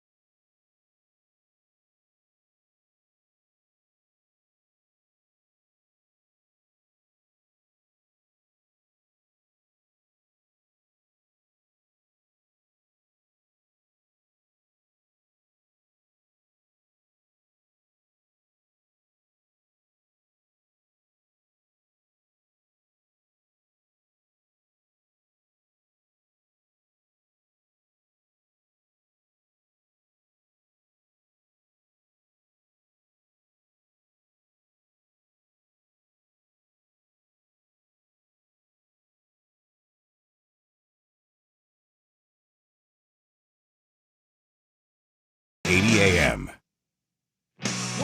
All right, in the news is coming up shortly. Let's see what we got here. Got to get out of Chat GPT. Yeah, Fan-Man was just showing me Chat GPT stuff. He's got Chat GPT aging his kids. Yeah. It's kind of weird. Well, you know what they say about Chat GPT now is they say to ask it, like a lot of people just use it as to ask it basic questions. It's not Google. You know? Well, but a lot of people use it that way. Yes. That's really... You can do more stuff. You can, yeah, that whole thing about AI that came out the other day, the guy was warning, he was like, if you really want to get a sense of what AI is doing and how quickly it's moving, ask it to specifically do your job. Yeah. And it will. Yeah. And then you're like, oh. And it will do it pretty well. Yeah, and that's way better than it was 2 years ago. Yeah. So think about where it will be in another year or two, or God forbid, 5. Yeah. So, it's wild. Anyway, I was just on there. So we got to thank the Timbers. They just dropped by our kits. You know, we have our new kits. Yeah. That we get to wear. I got to ask, so we got a water bottle, a jersey, and a scarf. Yeah. And you turned and said, you're going to have to teach me how to wear a scarf. Yeah. Well, that's what I was on ChatGPT. I was asking it, what is the proper way to wear a scarf? I've never worn a scarf. How do you not know how to wear a scarf? Well, I've never worn a scarf. You just put it around your neck. Well, not necessarily. Sometimes you do the drape. Sometimes you do the once around. Sometimes you pull it back through. You got it. I think you got a good handle on it. Well, what about the ascot? You got the pull through? I don't think you can do it. I don't think you can do an ascot with a timber scarf. Why not? That's more of a lightweight Let's sort see what of. ChatGPT That's more of a lightweight situation. Over the shoulder toss? Says here works great with. It's straight down or one across. Yeah, one across. I mean, I've never worn a scarf either, but You've never scarfed? No. I like a good winter minute. scarf. See, I get too hot. I start sweating. I'm going to demonstrate here. Yeah. Like, it's not that hard. It's a scarf. Well, I find it hard. Okay, so here's the thing. See, I like a good winter scarf because I don't here wear we go. heavy So here, are we coats. on YouTube? Are we on? Can you see this? We are, yeah. We Okay, can see it so perfect. here's my hot new timber scarf. There you go. So you're saying this. Yeah, that's the normal. There you go. Am I properly wearing a scarf? Like 80% of the way, yes, you're there. 80%? Yes. Okay, so what's the other 20%? Well, you can do a tie if you want. Okay, well, see, this is what I was saying. Come so on, now, dude. You can do it. Yeah, now pull one I under. do like this, Yeah. and then I do like the ascot There, move here. there you go. You can pull that one. And then I can put it like this Yeah. under my coat. And then I've seen people that do around one side and kind of do it that way. You form like a side loop and go through. Okay, well, see, again, this is very complex. It's not complex. Very complex. Right So you there. said That's side. What's that's the all. Side? Well, it's the whole thing. So a lot of people just do it like this. That's how almost everyone. If But you I go, feel like it's supposed to protect your neck. yes, or you can tuck it in. Like if it's cold, just tuck it in. Tuck it into what? Like a towel into my your hot shirt. pants? You are literally wearing your scarf the way 90% of the people at a Timbers game are going to wear it. Like this? There you go. Well, most Okay. people just drape it. You look like a Timber fan. Yeah. Thanks. Yeah, I'm going to join the Timbers Army now, I think. Well, you got the hipster glasses. And you got a scarf now. Let's go. Yeah, that you do have. Go that. Timbers. When does the season start? This weekend, I believe. Oh, yeah? But the idea, I don't know if I've ever heard someone ask the question, how do you wear a scarf? Well, now you have. It's like asking, how do you wear a hat? Are you raising your voice at me? I am raising my voice at you. Yeah, well, listen. I thought, because like the Timbers thing and the whole scarf thing, it's a vibe here in Portland. And I just Yes. wanted to make sure I was doing it right. You're doing fine. If I'm going to wear a Timbers scarf, which I probably won't. But Now, most of the time, if you're getting into like the weird styles, like where you're doing a lot of wraps, you need a longer scarf. okay, so- see, this is what I'm talking about. Yeah, if you get like one of like, I've got a buddy of mine that wears scarves, and he wears big long scarves, and then you can do more. See, the scarf can be a very fashion-forward thing. Yes. It's just not my thing. No. So I was wondering how you... Yeah. Because like how ladies, you incorporate ladies that. will have most of the time it's women. They have the really long scarf, and then they do lots of stuff. Guys wear it like one of 3 ways, and you just demonstrated the 3 ways. That's about it. But he wants to wear it like a lady, so. Yeah, if you want a lady scarf, I want to be cool. You're gonna need a longer scarf. I just desperately want to be cool, guys. That's really all it is. Well, I will tell you that I'm not the most fashion-forward human being on the planet, but a nice scarf can really, like, if you go jeans and a t-shirt, but you throw, or like a sweatshirt, and you throw a scarf on it, it can fancy up your outfit. But Quite a bit. What if it's a timber scarf? Well, that's, I don't think you want to go to a nice dinner and you're wearing your timber Why not? scarf. But, I'm a fan. But if you have like a nice pair of jeans on and then a decent shirt and you throw a scarf on it, people will be like, ooh, scarf. It's a nice way to Beverly Hills up your evening. So I was looking at the odds to win the Super Bowl, and I just don't love I don't love any of them. Like the Seahawks at plus 800, you're paying a premium now. Sure. Rams, don't trust them. Bills and Ravens have new coaches. Mm-hmm. Eagles, don't trust them. No. Packers, I now don't trust because they could blow any size lead. Sure. And that then brings us to the Chiefs. Those are the 1, 2, 3, 4, 5, 6. Those are the top 6 odds to win the Super Bowl next year. Interesting. Right there. Yeah. Then you get Kansas City. Mm-hmm. They are 15 to 1. Yeah. It's a tasty number. We are sleeping on KC, are we not? I mean, I get the cap problems and I get the Mahomes injury. Mm. Mahomes is not going to play the whole season. So that's a big thing. It's huge. But outside of that, if he can recover and get back, they've shown a propensity to be able to draft pretty well. They know where their holes are. They're glaring. So why would my first bet not be the Chiefs at 15 to 1, or perhaps the Niners at 17 to 1? See, there you go. I would be inclined. The other one that I really like, although I don't love that Minter is gone, but they brought in a guy who worked underneath him. I really like the Chargers. The Chargers are around that. They're at 15 to 1 ish. I think that's a tasty number. The Kansas City one simply just comes down to one, they weren't very good last year, and the injury thing. You don't know. We haven't seen Mahomes come back. And like you said, he's not going to play all year. And a lot of times with ACLs, sometimes you're not the same player right away. So I just think that's ultimately all that is. But, the idea that of a value, I would rather take Kansas City at 15 to 1 than I would, We'll make a case for any of the top 6. Yeah. Maybe the Rams, but no. I don't trust them. The one, like I said, if you're asking me what the best value is, it's the Chargers. The Chargers or the Niners, because the Niners, when they're healthy, and they're playing 2 international games, so they're doing anything they can to get away from the substation. When the Niners are healthy, the Niners are a Super Bowl team. I think there's a lot of value there. If you want good value going the other way, I would bet against the Patriots. They're also 15 to 1. That's one that whatever their win total is, if I can bet against the Patriots, that one may come back down to earth in a way. Because I'm guessing that the over-under on that's probably going to be 12 games, and with their schedule, I'm just not certain that's a gimme. But you're right, there's good value in that 15 range. If you took a sawbuck and you split that and you went Chargers, Chiefs, Niners, you've got some real value there. Yeah, I mean, we forgot Kansas City, pretty good. Yes. As long as Mahomes is healthy, and that's the one thing that we just don't know. When will he be back? Broncos 20 to 1, just in the AFC title game, 1 seed. They put the Broncos at 20? Ooh, okay, never mind. I've got. Oh, you like that one? I love 20. I would have thought they'd be higher than that. Then I would. There you go. That team will only get better. And I know some people with the Bo Nix thing, that I think that's what's scaring people off.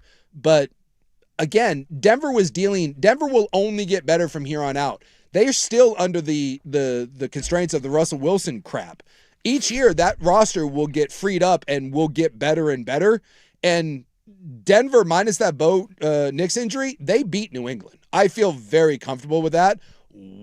How are they 20? There's a lot of teams, I think, in this range that, are like the Bears, even with them in that division. If you don't trust the Packers, the Bears should be the favorite in that division. They're 27 to 1 right now. I'm looking at, I think there's a lot of teams. We talked about last year how there was no quote unquote really good teams, and we figured out the Seahawks were actually really good. Yeah. I think there's a lot of value on some of these teams that have been good in the past and just struggled last season. As you mentioned, Chiefs, Niners, Eagles, Broncos, even though they were good last year. There's a lot of teams with 15 to 1 to 20 to 1, 25 to 1 that have a chance. That Bronco one is kind of I might. There may be a little future bet placed on that. They'll add some weapons. You would think Bo Nix can probably get better.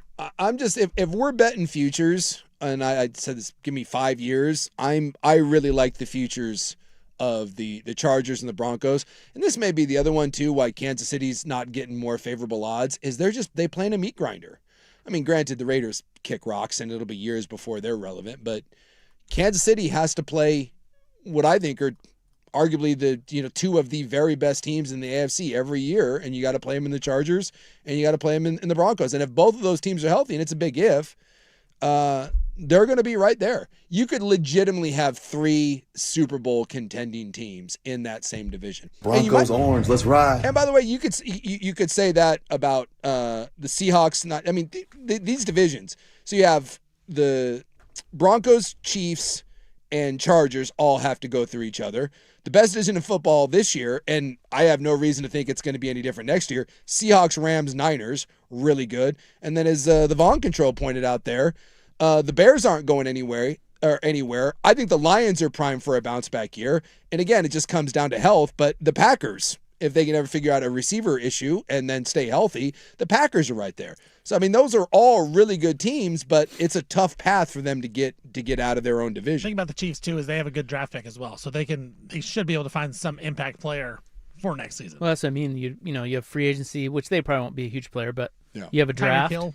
I'm sorry? You go in and get Tyreek Hill, and then you add some other piece, and there you go. It doesn't take much. That seems to be the rumor, is that there could be a reunion there. And oh, by the way, Andy Reid's still there? Yeah. Yeah, he's pretty good. As long as Mahomes and Reid are there, bet against Kansas City at your own peril. Yeah. And I don't think you'll ever get a better number than No. the preseason number, Well, because the second Mahomes comes back, Yeah. it's going to get Well, if we worse. look over the last 7 years, what's the worst odds they've had going into the season? I mean, it has to be this. They have to be the odds-on favorite, in the top 3 or 4 every single year. So the fact that you're getting them at that number should tell you that there's some value there. And they're 7th. All right, in the news is coming up next. Will you get snow or ice? We will tell you definitively. But first, here is Steven with Sports Center. Now, from the George McCoy and Warren Allen Sports Desk, a Sports Center update on the Fan Sports Network, 105.1 FM and 1080 AM. First on the Fan, Seattle Seahawks Super Bowl champions are officially going up for sale. Franchise announced it today that a formal sale process has started. The team announced the move on social media, saying it was consistent with Paul Allen's directive after his death. There were reports weeks ago that the Seahawks were for sale, but now officially on the market, so get your bids ready. According to multiple reports, the Chiefs have restructured Patrick Mahomes' deal to lower his cap hit from $78.2 million to under $35 million for the next season. Before the restructure, the Chiefs were over the cap by $50 million, so they're still over the cap, but very close now. Mahomes' cap number was only behind Deshaun Watson's for the highest cap number in the NFL. Texas Tech All-American forward J.T. Toppin, he suffered a season-ending torn ACL in his right knee. Toppin averaging almost 22 points and 11 rebounds a game for the number 13 Texas Tech Red Raiders. Huge loss in the college basketball landscape. And Sacramento Kings forward Domantas Sabonis is going to have season-ending knee surgery as well. His will be on a torn meniscus. 29-year-old averaging 16 points, 11 rebounds for Sacramento. Kings do have the worst record in all of the NBA as it is. Team USA men's hockey defeated Sweden today in the quarterfinals 2-1 in overtime. Quinn Hughes' game-winning goal over Sweden, and now USA advances to the semifinals. For more sports scores and stories in 30 minutes, I'm Stephen Vaughn from the George McCoy Warren Allen Sports Desk. Hurt and missing work. Insurance companies acting like jerks. Don't call your mom. Call George McCoy at WarrenAllen.com.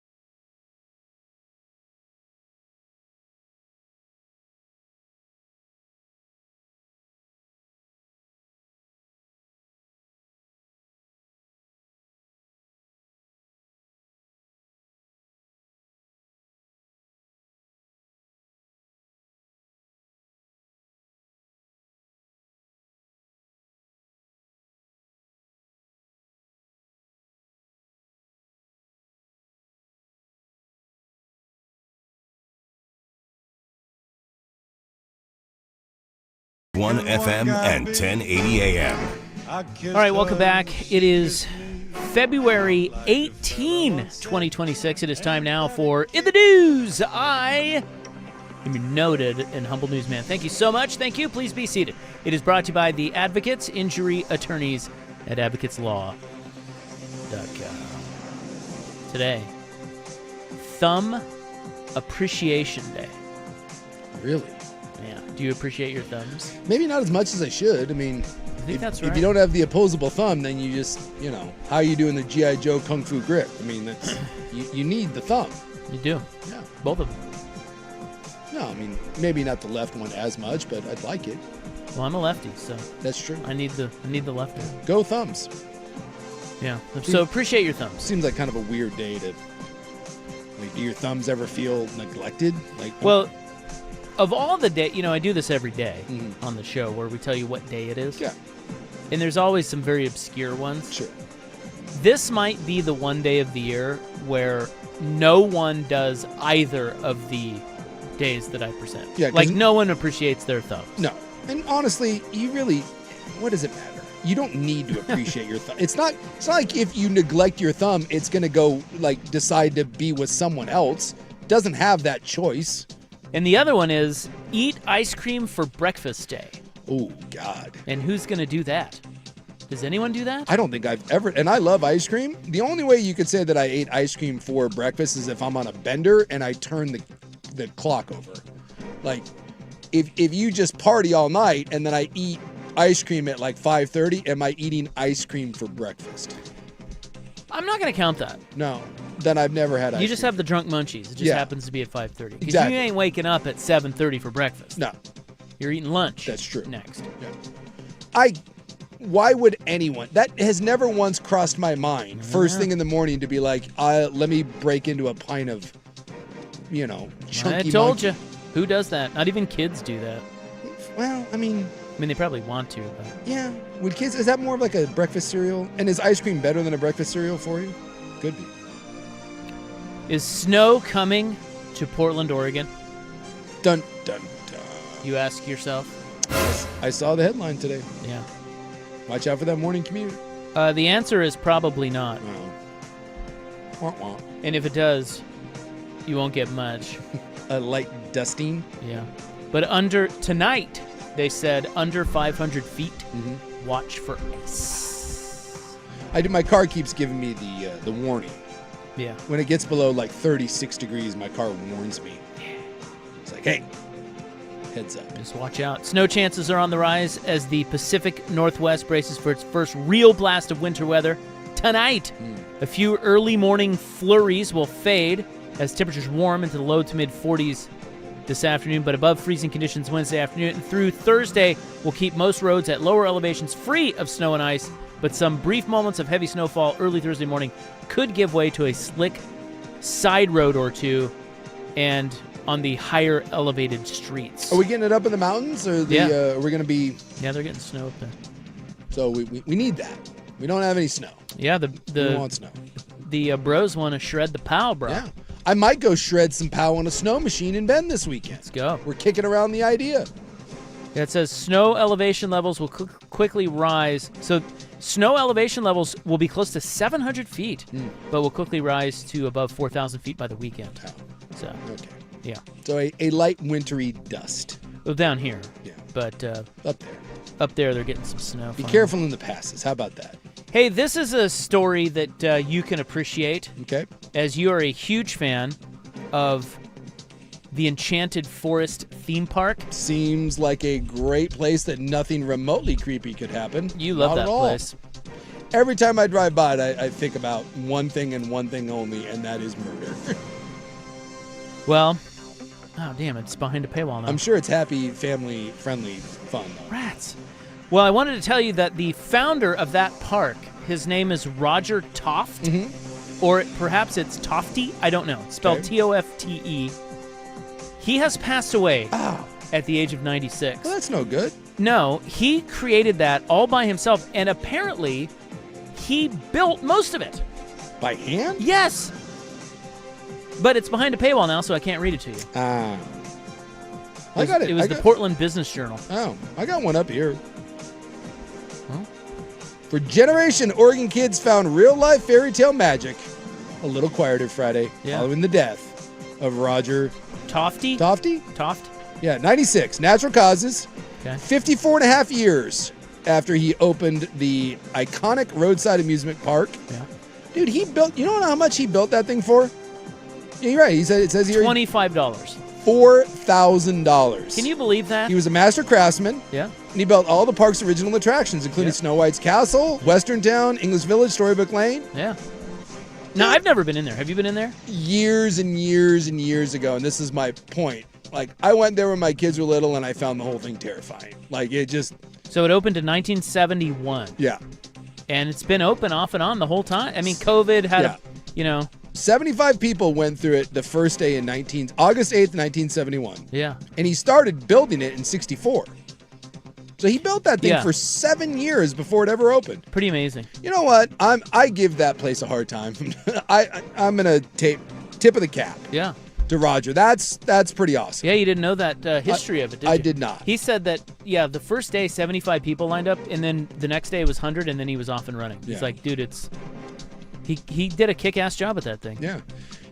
I want to say this was probably 20 plus years ago. My late wife at the time, we were driving by it, and she's like, have you ever been there? And I was like, no. She's like, we're going. And we pulled off on we're like, all right, there it is. See the sign. We pulled off and went to it. And the whole time I was there, I was just like, man, he just had I was unsettled by the whole thing. Like, I remember they had like the Humpty Dumpty, and it was like staring out. It was a weird thing. But I'm sure for little kids, it's an enchanting place, and you should go, and it's wonderful. Because that's a great story. So he said, so it opened on a Sunday. So August 8th, 1971. He had 75 people, like you said. And then by the next Sunday, he had 1,000 people. That's awesome. In a week. Yeah. Paying to go in there. Well, that's, like, I can appreciate anything. Like, you can't do that nowadays. You can't have someone that random's like, I'm going to start my own amusement park for $4,000 and spend that doesn't happen. Well, you just have it 3D printed. Yeah. Well, I feel bad over the years for now kind of poking fun at the Enchanted Forest. Yeah, you should. Raj was the man. Raj was the man. Built that thing by hand. Kick ass. R.I.P. Yeah, R.I.P. All right, coming up. You going to go there this weekend? No, still have never been, probably never will. I don't know what's going to happen to it now, although he was 96. Primetime live from Enchanted Forest. I mean. One of the kids said they are going to double down on the magic now that he's gone. Oh, okay, good. Sounds like they're not going anywhere. Great. I mean, great for someone. Yeah. Great for Vaughn's kids. You ever take your kids out there? Never took the kids there. I remember going there as a kid, but I don't remember anything really about it. If you're wondering, it's just south of. Is that north of Salem or south of Salem? South of Salem. I think it's right there. It's Salem. It's right off I-5. Yes. Right by that winery. You can't miss it. You'll see the big sign, and then it's like a castle, and then Humpty Dumpty sitting up on it, and it's so unfair, but because it's so homemade, I just like. It reminds me of like if you were gonna film a horror movie there where things go terribly wrong, wouldn't that be a great location? You're like, hey kids, you want to go to this handmade amusement park in the Oregon woods? And everyone's like, yay! And then next thing you know, Humpty Dumpty's got some sort of hook and he's hanging you by it. God. I can't help but think that. The whole time I was there, I was very on edge, waiting for someone to come out of the Snow White's castle and stick me. Hey, big Camus news, and we have Milwaukee Karen. This one's for Steven. Milwaukee Karen is upset. I'll tell you what's pissed her off. Oh, boy. Coming up next on In the News on The Fan.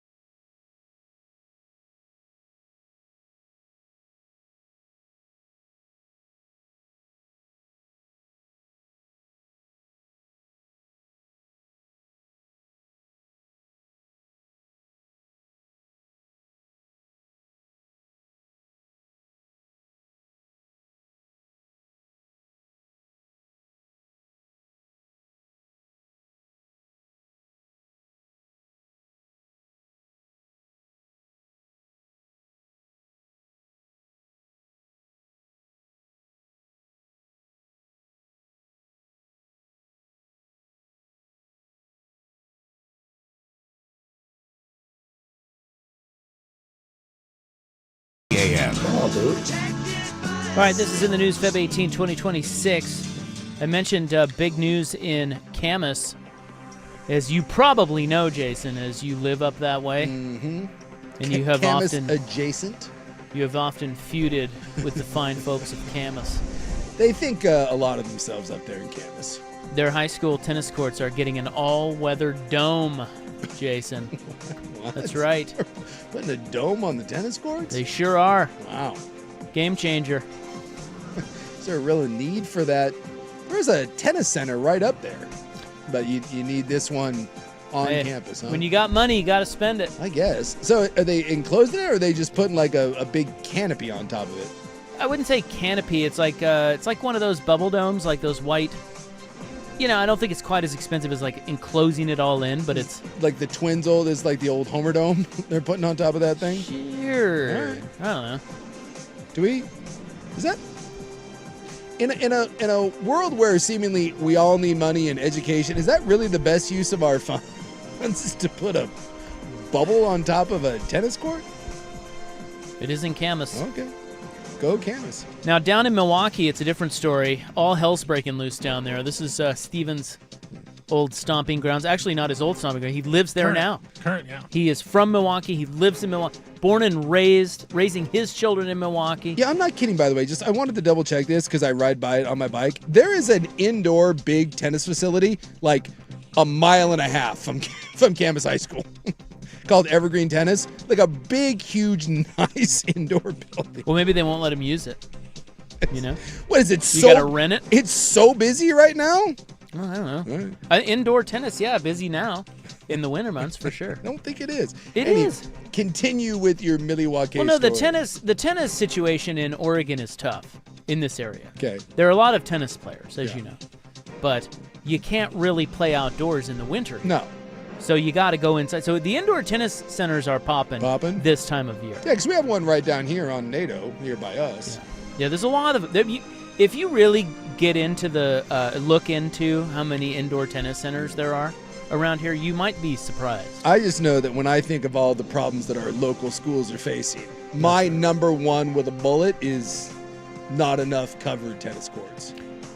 I mean, the one by my high school, might as well just be poor. We built a brand new school, and yet we have outdoor tennis courts, no covering. What are the troops even fighting for when the kids at Mountain View High School can't play indoor tennis? So this is a partnership. It's a 30-year partnership with USTA Pacific Northwest.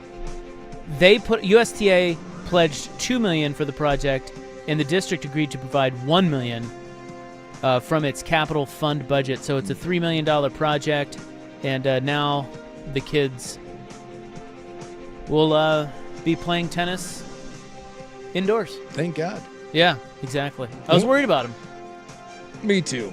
I was really concerned about my dentist, Greg Gillespie. I was worried about his kids and where were they going to play indoor tennis.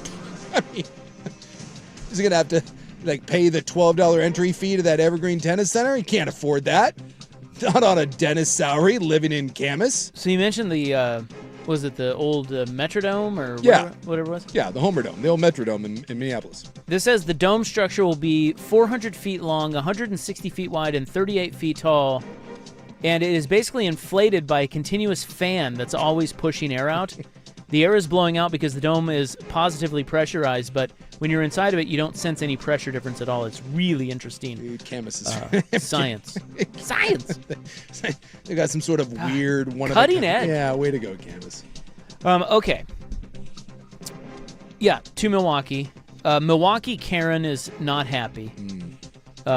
Is she ever? Well, she's not. She's got her ire is directed now at a sculpture in a yard in Milwaukee. Is this like the Chubb Shrub? I mean, I don't know. It's the Loch Ness Monster, and they're calling it messy. Milwaukee Loch Ness Monster. So instead of Nessie, it's messy. Okay, why is this a problem? We can't have that. Well, Karen doesn't like this. She thinks it's an eyesore. Now, if you've seen it, here, I'm going to show you. Okay, I see it. Do you right see it here? Yeah, I see it. Yeah. It's pretty large. And it says, and there's a sign on the fence that says, I just want to love and be loved. This is in someone's yard, obviously. Yeah. And well, yeah, it's not well done.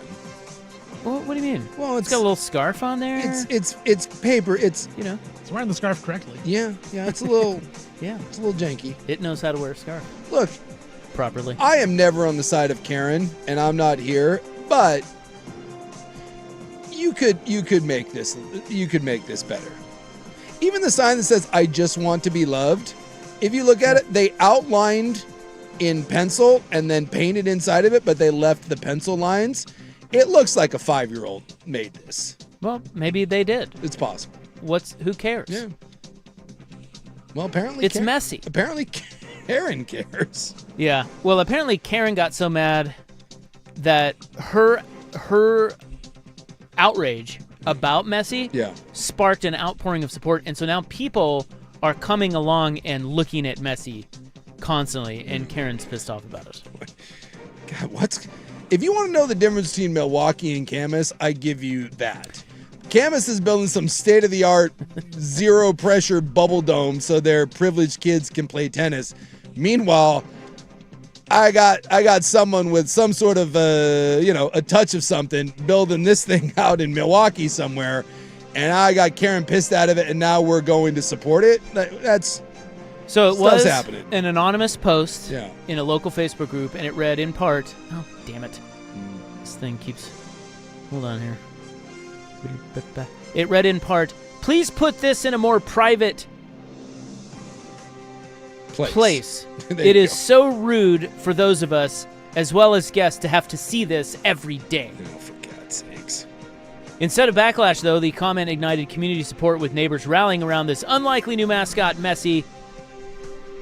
Neighbors like Tiffany Davis are turning it into a family outing, piling into the car to go see the 3-part art installation for themselves. Oh my gosh, it just makes you so happy, she says. Really? Well, you know what I'm doing this weekend? Yeah, take the kids to see Messi. You imagine I load up the kids in the old Suburban. Hey, kids, you know where we're going. See a paper mache thing in Milwaukee. How disappointed. I'm not telling you where we're going. Yeah. How disappointed are you when we get there? Now, to be fair, I did go find a shrub in the shape of a penis in Tualatin once, so who am I to question what's someone doing with their free time? Do you like Walk Ness Monster better? Walk Ness? Well, Milwaukee. Oh! Walk Ness Monster. Yeah, okay, that's kind of fun. Well, it's now dubbed Messi the Milwaukee Ness Monster. Neighbor Zachary Davis said he thought it was going to be boring, but actually it's pretty cool. Okay. So. No, it's still pretty boring. I saw the photos of it, but hate it or love it. Messi. The idea that you as a neighbor are pissed because you have to walk by and see something in someone's yard, dude, take the cob out of your ass. I have a neighbor of mine that keeps a big, 10-foot inflatable dragon in their yard all year round. Oh. It's a little odd when it's like Christmas or it's the 4th of July and you walk by and there's a giant blow-up dragon, but person likes dragons. You'll be happy to know Made in Milwaukee is now selling Messi-themed merch. Oh, yeah. So. There's a Made in Milwaukee? Yeah. Got to capitalize, man.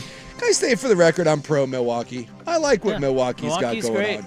Have you been down to the new little downtown? Yeah. It's quite lovely. Like I said, my parents set up shop in Milwaukee when they moved here. I'd never really spent much time down there, and now they live there, and I go there all the time. Yeah. I was just there today. Yeah, Milwaukee's legit. Freeman's down there. It's a nice little kind of brewery. As a matter of fact, pub. I know the Milwaukee mayor very well. Are the Rops going to get into local politics? Well, is Jack Ropp going to be influencing Milwaukee politics? Well, as you know, he is a very influential figure already. Absolutely. At his old folks' home. I'd expect nothing less. And that's where I met the mayor, because when they had the ribbon cutting ceremony, she was there. And what a delightful woman. She was asking me about my dog. I'm like, wait, you're the mayor? Yeah. And I said, I'm coming for you. Watch out. If I was going to move over and I needed an Oregon suburb, a Portland suburb, I'd take a look at Milwaukee. I like it. We're moving on up, baby. The Walk Ness Monster. I think there's a Bi-Mart over there. Lisa Beatty. That's her name. Maybe an Abby's Pizza. You got everything, dude. What do you want? Things are popping off. She's great. McLaughlin Boulevard, let's go. Let's do it. All right, that's in the news. Feb 18, 2026, brought to you by the Advocates, injury attorneys at advocateslaw.com. A few headlines coming up next, including a big injury in college basketball, and the Seahawks are no more. On the Fan.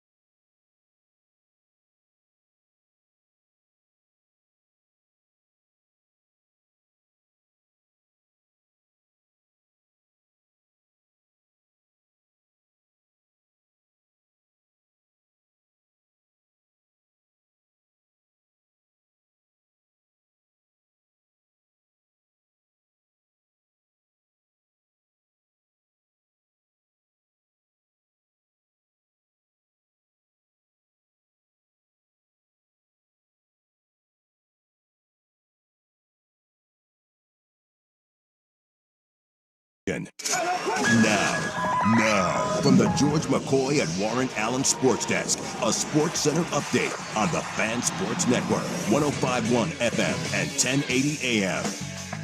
This update brought to you by Mountaintop Metal Roofing. No maintenance, energy efficient, fire resistant, and a lifetime warranty. Do it once, do it right. Visit mountaintopmetalroofing.com. First on the Fan, the Seattle Seahawks, the Super Bowl champions, are officially up for sale. The franchise announced has begun a formal sales process. It was announced on social media today, saying it was consistent with Paul Allen's directive after his death. Weeks ago, there were reports that the Seahawks were for sale, but now officially on the market. According to multiple reports, the Chiefs have restructured Patrick Mahomes' deal to lower his cap hit from $78.2 million to under $35 million for the upcoming season. Chiefs still will be over the cap, but a lot closer than when they once were. His cap number, Mahomes, was only lower than Deshaun Watson's cap number heading into the 2026 season. Texas Tech All-American forward JT Toppin, he suffered a season-ending torn ACL in his right knee last night against Arizona State. Toppin averaging almost 22 points and 11 rebounds a game for the number 13 team in the nation, the Texas Tech Red Raiders. Huge losses we're heading into March. Kings forward Domantas Sabonis, he also is going to have season-ending knee surgery on his knee, this one for a torn meniscus. 29-year-old averaging 16 points, 11 rebounds for the Kings, who do have the worst record in all of the NBA. And Team USA men's hockey defeated Sweden today in the quarterfinals 2-1 in overtime. Quinn Hughes' game-winning goal, USA advancing to the semifinals. For more sports scores and stories in 30 minutes, I'm Stephen Vaughn from the George McCoy at Warren Allen Sports Desk. Hurt and missing work? Insurance companies acting like jerks. Don't call your mom. Call George McCoy at warrenallen.com.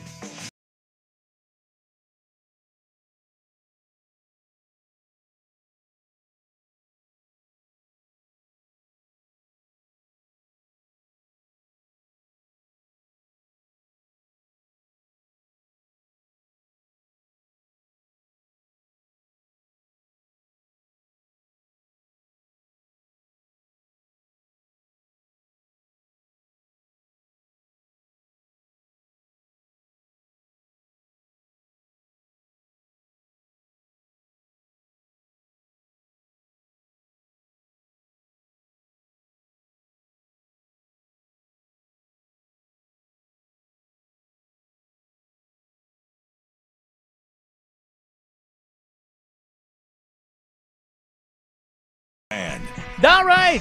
Welcome back. Hope you're having a nice little Wednesday. It is your Sportsman. I am Isaac. Hello. Excited. Big Six right over there. Right here. Oh, dude. Look at him. Stephen Vaughn, Mr. Milwaukee. He's over there. The OG. Just eating a little mini bag of Cool Ranch Doritos, I noticed. Boy, I couldn't tell you the last time I had a Dorito, but now I kind of want a Dorito. They're very yummy. The kids love them, so Coach Vaughn orders them on Amazon Prime, so they come like monthly. Your boy over You here. do the snacks. recurring. Yeah, the Yeah. recurring. Yeah, I don't have any recurring subscriptions, and I don't know why. 'Cause Yeah, there they are save stuff- you money. I know, and I don't like the, I don't know. I'll decide when I get whatever. Suk doesn't want to. You can't lock Suk down. No, because then what happens is even if you don't want it and it comes, we've all been, it's like those old music clubs. Yeah. You know, it's the next thing you know, you're getting CDs and you don't want them. I will spend the extra $1.50 to get my shaving cream when I want my shaving cream. Don't put my man in a corner. Exactly. But is it ever bad if a box of Cool Ranch Doritos shows up to your house? It could be. It's a glorious day, I tell you what. In the Vaughn household. I try not to eat things like Cool Ranch Doritos because if they are in the, and this is why I don't trust myself, if there was a bag of Cool Ranch Doritos in the house, I would eat a bag of Cool Ranch Doritos. And I'll say I like it because it's just a little snack size. Because if it's a regular size bag, I'm smashing that too. But at least at this little bag, that's all. I'm only getting the little bit worth. And then you only have 4 of them, and you feel like Right. you have Feel accomplished something. Yeah, I'm not gonna lie, I may stop on my way home, do a market. well, good. And they've got like that intermediate bag. Yeah, Not like the little, like the time, you can't buy the little snack ones individually, but you can get like it's like a bigger bag. It's like 2 of those Like a snack. fun size. Yeah, fun size. Coming up in the club tonight, we will learn about Jester Maxing, What? the best foods to shove in your ass. I thought that was a burrito. Not necessarily. This is according to the government. That was Really? according to me. Oh, I see. So now Yeah. the government, the RFK is weighing in with his weird Yeah. ice jeans. By the way, can we talk about that at some point?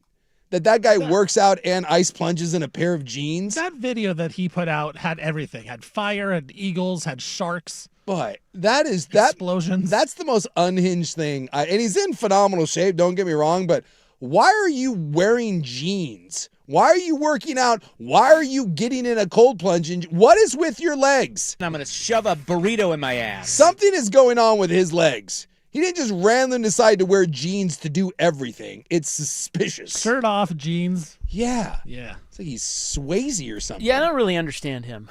I don't either. He's a hard one to Yeah. figure out. And then you threw Kid Rock in Well, there. and isn't he married to the gal from Yeah, Curb. Curb? Cheryl Hines. And that hurts me a little bit because, well, I know. I mean, I really like her, but Well, he's a Kennedy, and he's Yeah. he's fantastic. He's like 70, right? Is he that old? He's an old dude, and he looks great. how old is she? Cheryl Hines. She's probably in her 60s. the best part is Larry David. Just that he hates everything that Kennedy's about. But Cheryl- has Cheryl on the show. Cheryl Hines is 60 and looks amazing for 60. Yeah, she's always defending him, Yeah. having Well, to defend You him. kind of have to, right? I mean, Yeah, you kind of do. He's your husband, but so dude, he is 72 years old, and whatever you think about him, and believe me, I think plenty of things, you got to give it to him. For 72, for anyone, he's in great shape. It's all that cocaine off the toilet seat. Something. that's right. He's Well, not afraid of germs. Well, that guy's on every substance known to man. Let's just call a spade a spade. But why is all that growth hormone and roids, has it done something weird to your legs? Has anyone seen him in a pair of shorts? Because no sane human being, no one, gets in a cold plunge in a pair of Levi's. It just doesn't happen. That's psychotic behavior. Also in the club, if we have time tonight, I'd like to tell you about a documentary that might make you cry. Oh. Do you want to cry? I don't mind a good cry from time to time. Yeah, I don't either. I'm not afraid of it. And that's why I want to bring this documentary to your attention. Okay. I'm trying to think of the last time a movie or a doc. I cried at that, and that was a long time ago, but that Blackfin, right? Oh, yeah. That got me. That was rough. Yeah. That was the one about the whales. The killer whales. That was no good. Yeah. So we'll get to that tonight, 6 to 7. Coming up next, we got some headlines, some injuries in college, an injury in college basketball that's enormous, some news about the Seahawks, and an Olympic hockey update coming up next on The Fan.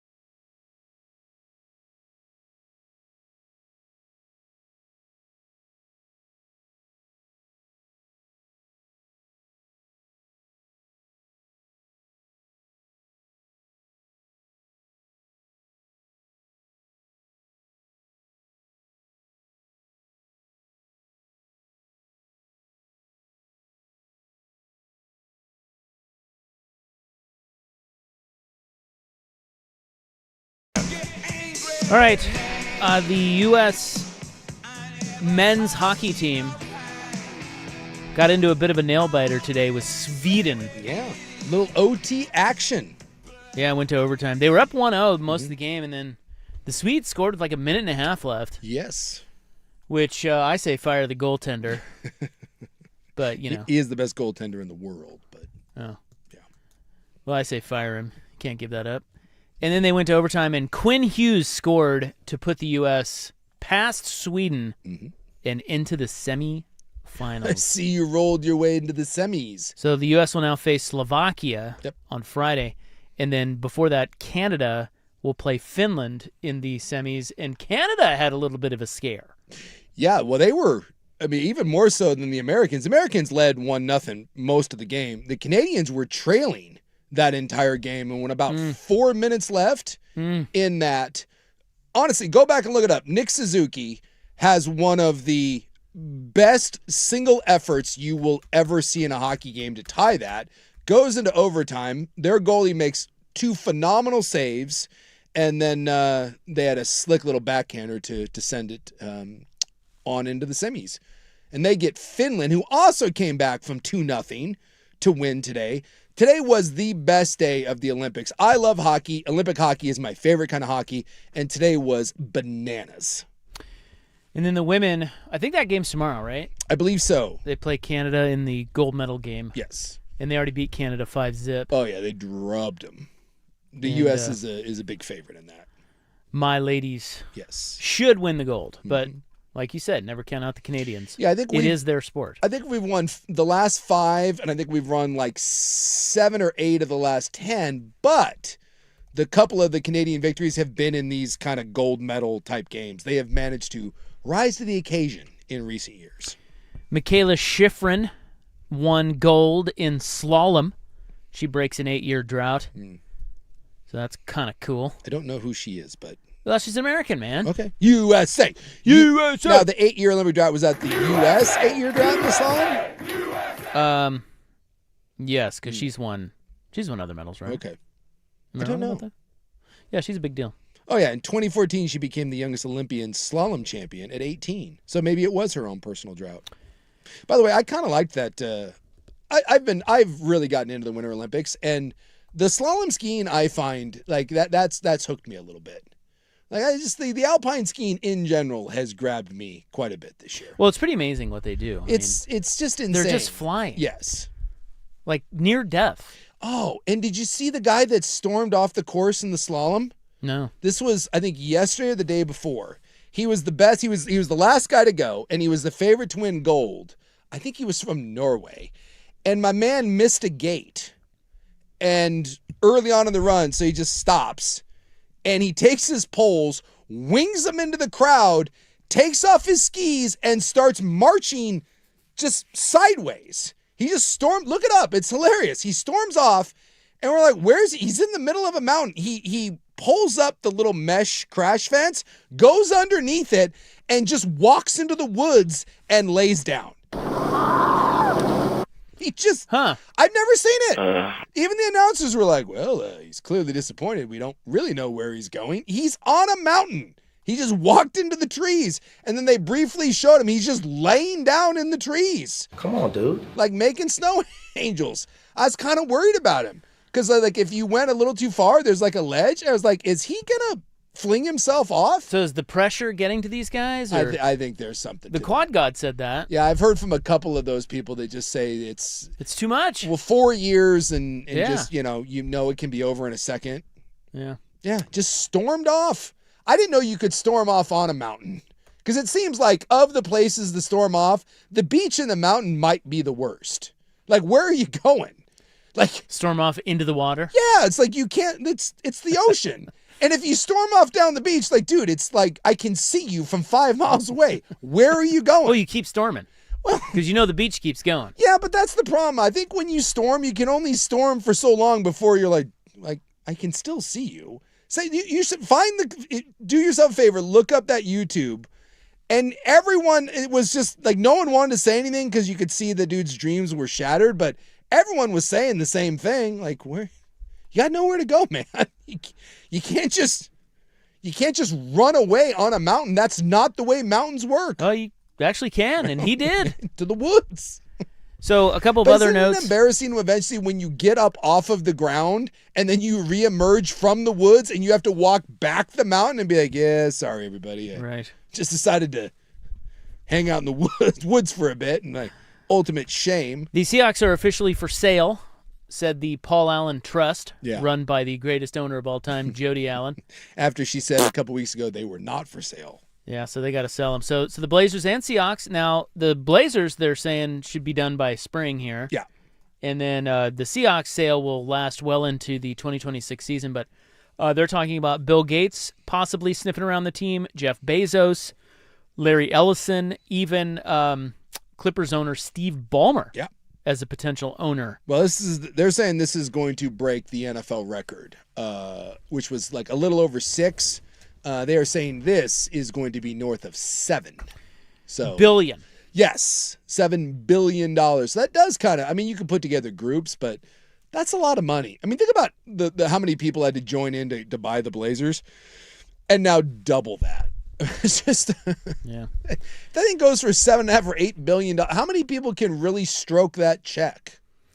Not many. Not many. But those 4 we just mentioned can. Now I have heard plenty of Seahawks fans that are lobbying for Steve Ballmer. Yeah, I think he'd be cool to be on the team, don't you? I mean, he's done a good job with the Clippers. I would want Steve Ballmer. Yeah. Yeah. Deep pockets. Huge pockets, super passionate, Yeah. cares about the fans. Yeah, Seattle guy. Seattle guy. I mean, well, he's not. Well, Actually, don't know where he's from. but he's a Microsoft But the guy. Microsoft thing. Yes. I mean, no offense, I don't want sticky fingers Bill Gates. How is that guy still a thing? I well, say he's it, rich. That's how. I say it every day. How is no one giving a rip about this? But yeah, no thanks, Bill. Go away and take Clinton with you and everyone else. Steve Ballmer was born in Detroit. Did you know that? I did not know that. Yeah. But he's a Microsoft guy. Obviously, that's where he made his money. But I've heard a lot of Seahawks fans that are pounding the drum, and I would 100% pound that drum. Like, I wanted Larry Ellison to buy the Blazers because while he's insane, that dude is rich. That guy doesn't care. You want to build a stadium, get Larry Ellison. That guy will stroke a check for $600 million and won't blink about it. Isn't he worth, he's worth like what, like $60 billion? Who are you talking about? Larry Ellison? Yeah, I think he's worth, I thought I read he's worth more than Bill Gates now. Oh, gee, I apologize to Larry Ellison. As I said, 60? Yeah, what's he at? Yeah, 225. Yeah. What's Gates now? I'll look and see Is what- Gates going south? He should be in prison. Gates is 168. Yeah. Look at that. Passed up. But that's the sort of guy, like, when you need something built, you're like, oh, I got $168 billion. I'll do that. Write that check. College hoops Whereas tonight. Dundon, unfortunately, he's like, yeah, I'm not. They're actually losers. Look at you calling the new Blazers owner a loser. I am not. Unbelievable. I'm just saying, that guy's not writing a check for $6. He's writing a check for $4 billion. Good for you. He is not writing another one for $600. And in I college, don't blame him. And in college hoops tonight, Arkansas leads Alabama in a really good ball game, 77-70. That's probably the game of the night, although you do have BYU Arizona later. Dude, We've already seen that once. Hey, that ended up not being as bad. Yeah, That is Arizona won. Well, by like 2. I think 3, but yeah. Well, I think they were up by 1, and BYU went down with a chance to win it, and they got it. They got it blocked. But Arizona won that game, and now they host BYU. Now BYU has a big one this week. Not only Arizona, but they also play Iowa State. Yeah, this weekend. And we lost our second or third best player. Richie Saunders is out. Yeah. For the year. And they need a win over a real team. I mean, they've had a really nice year, but it's every time they've butted up against the big boys, it has not gone well. And they get Arizona and Iowa State 3 days apart. Well, and it's probably they're not going to be in the top 25 after this week. It probably doesn't make you feel good that they needed overtime to beat Colorado. Hey, that's a pesky team. They're Don't start with me. They're actually the opposite of pesky. No, they care. They got Colorado. prime. Rocky Mountain rivalry, maybe. Yeah, don't dismiss the Buffalo. Uh-huh.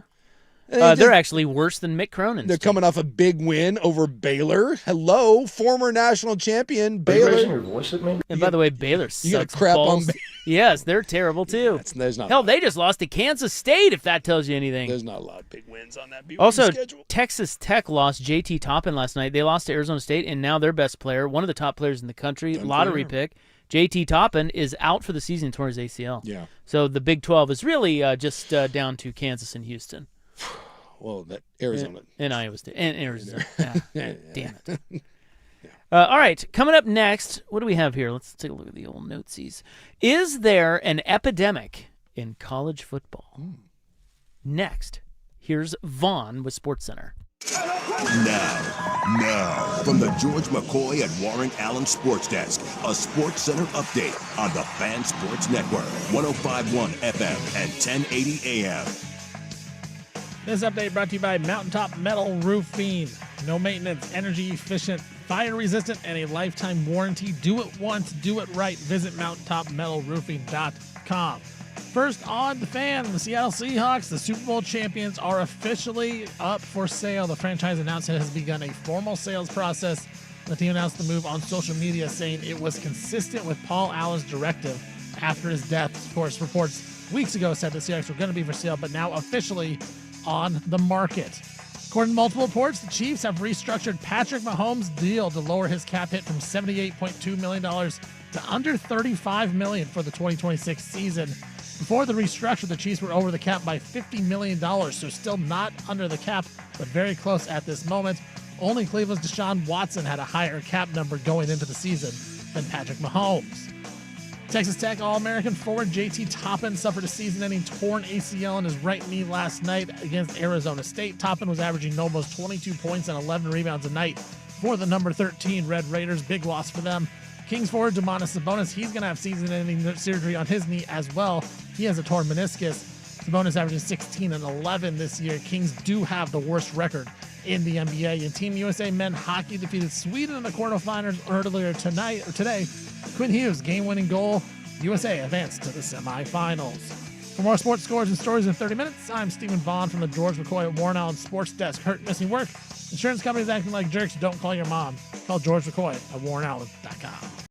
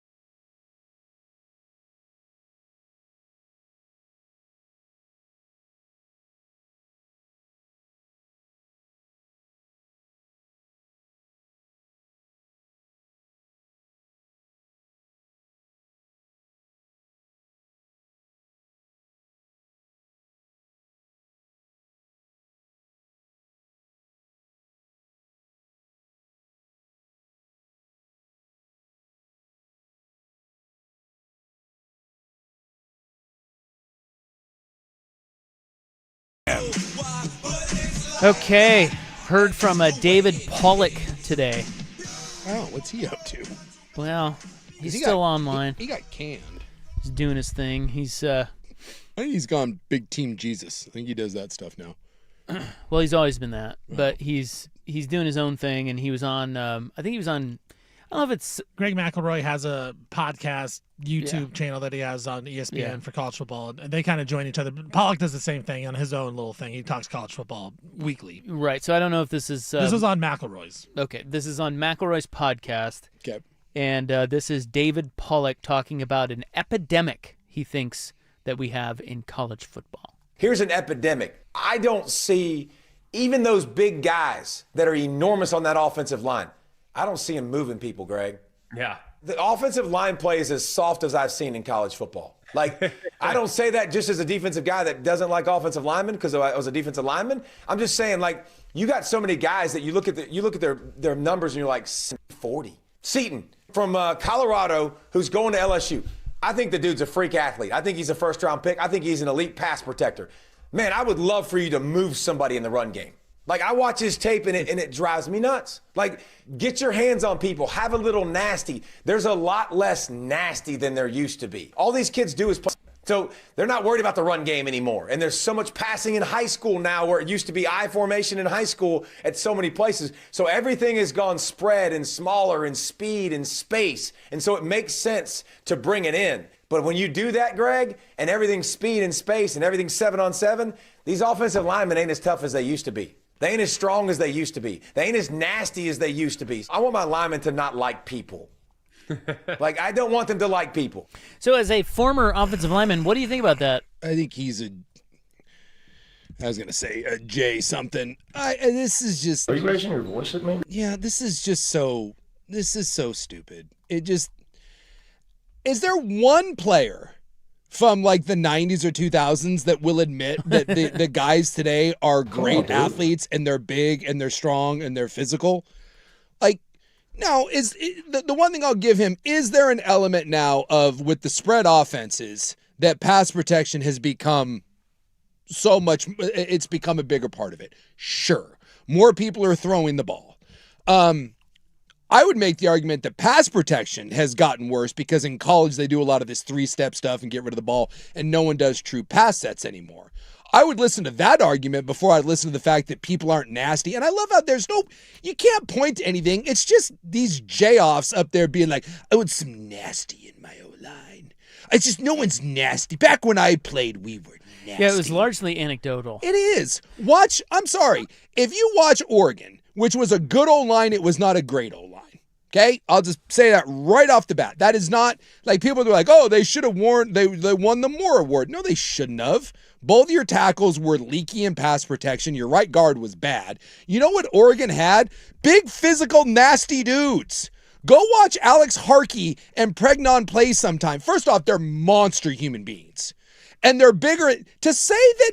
Oh, God, I hate David Pollock right now. To say that guys aren't as strong anymore, you are so dumb and ignorant. The strength and conditioning programs that exist today in college football and the size of these athletes that are coming out, I'm embarrassed at the strength and conditioning program that we had in the 90s.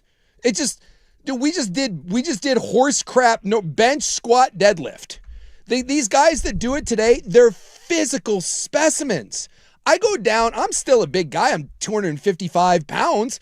I go down and I look at some of the D1 linemen when you go down and look at games, and you're just like, dude, these guys are absolute beasts. Well, but isn't that his point? His point is they're built bigger and stronger than ever.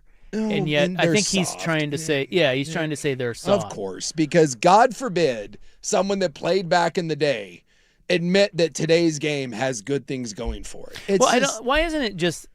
it is true. Like, the old guys are always bitching about how things aren't the way they used to be. Yes. Why not frame it as it's just different? It's evolving. Yeah. It's growing. It's changing.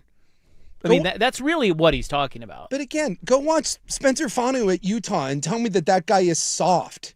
Go watch any of Miami's offensive line and tell me that's it's just Well, he not, brought up that Seton guy. That's the one example. Yeah. He used, and Oregon was in on him, but he ended up going. He's from Colorado now. Where did he go? LSU. LSU. Yeah. Yeah. So you brought up a guy, and there are guys that are more Right. finesse, and certainly that is to say that an alignment is more of a finesse guy than a true physical, specimen. That's true. By the way, there's some really good finesse players in the NFL as well that aren't necessarily road graders.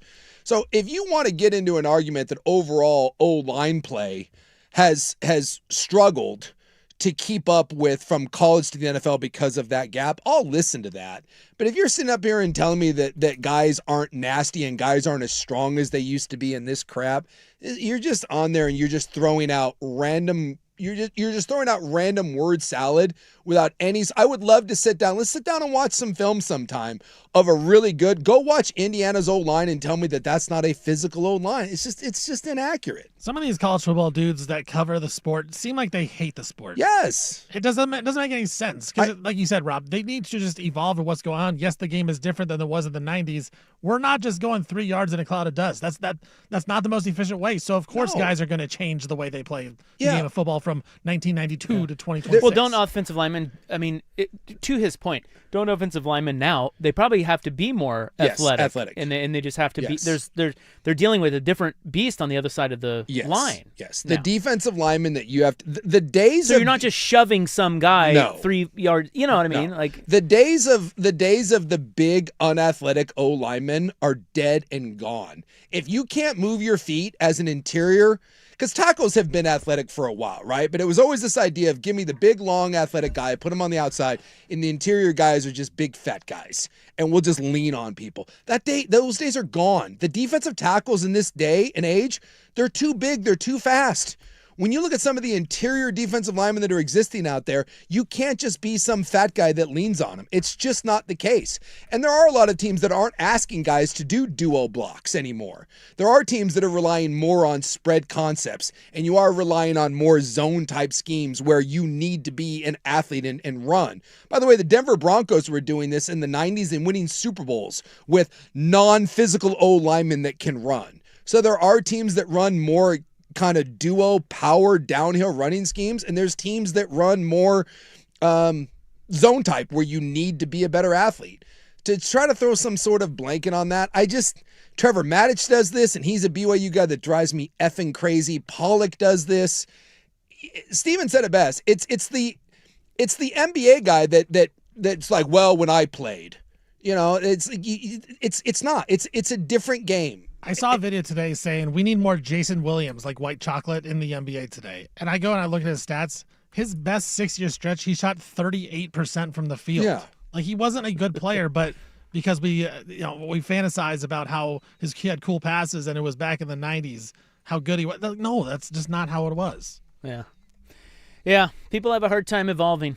Don't we know it? Yeah, just know that there are today's athletes that are existing in the world of college football are bigger, stronger, faster, better athletes, better conditioned, playing younger than ever before. They just are. But they're also getting paid. Sure, you probably got some prima donna aspects of the game. The game has certainly changed. Like when tempo came into it and all of that stuff, like you can't, if you're going to run a tempo offense, you can't have guys that weigh 340 pounds. You do have to be a little more nimble. So a lot of that is scheme based. So I just be careful when any one of the talking heads starts doing the back in my day or the game has lost something. You could say that too, like linebackers. I've heard people that are like, man, back in the day, we had true downhill linebackers. Yeah, and if they played in today's game, you would isolate them one-on-one, and they would get absolutely torched. Like David Pollock. Yes. Wasn't he a linebacker? Yeah, he was a more of a DN. He was an outside linebacker, pass rusher. But yeah, it's like you can't be this plugging linebacker anymore. The game's too fast. It's played in space. So the positions are always evolving and changing. And I just hate the head in the sand we used to beat. And by the way, with no example other than one guy who's kind of a finesse O-lineman, for you to say, I want nasty in my O-lineman. I want my I want my O lineman to not like people. It's an epidemic. It is an epidemic. They're actually losers. Yeah, it's an epidemic of people that like to throw out generalities. How about next time you see a game? You know what I really need? You listen to this. I need someone from Oregon to really step up. That's what am I looking for in this game? I need someone to step up. And I got to have someone that makes, I call it the Herm Edwards. I'm looking for a guy to make a play. That's what I'm looking for someone to be tough. Who wants to be a tone setter? You know, it's these generic word salad people. Come on, dude. Meanwhile, maybe someone like Mia Kimes or someone that actually has something to say. I think Jeff Schwartz does a great job of dealing with O-linemen and both Schwartz brothers. And we'll actually sit down and be like, here's what we're talking about. Kurt Warner, there's a lot of really smart football people out there to listen to if you want to become knowledgeable about the game. David Pollock is not one of them. All right, coming up next, what will Suk take a giant steaming dump on more? New fun game. Next on The Fan. Whoa. On The Fan Sports. It's time for a Ducks Report, the inside story on Ducks athletics. Brought to you by Mods PDX. The future of building is here. Tyson, extra pass.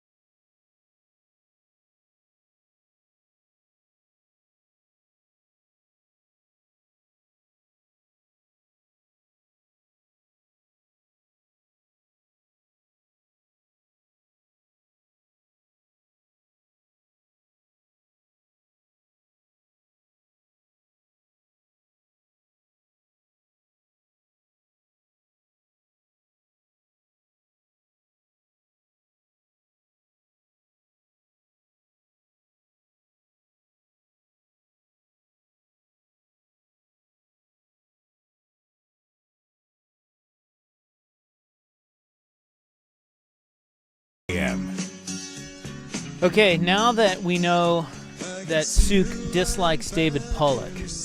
I can't stand people that just get paid to spout off with no... Oh. Be careful there. Some sort of back... Lane Kiffin. Okay, so now that we know that, Yeah. I wonder, because I thought of you when both of these stories happened. Okay. So this new fun game is, what will Suk take a giant steaming dump on more?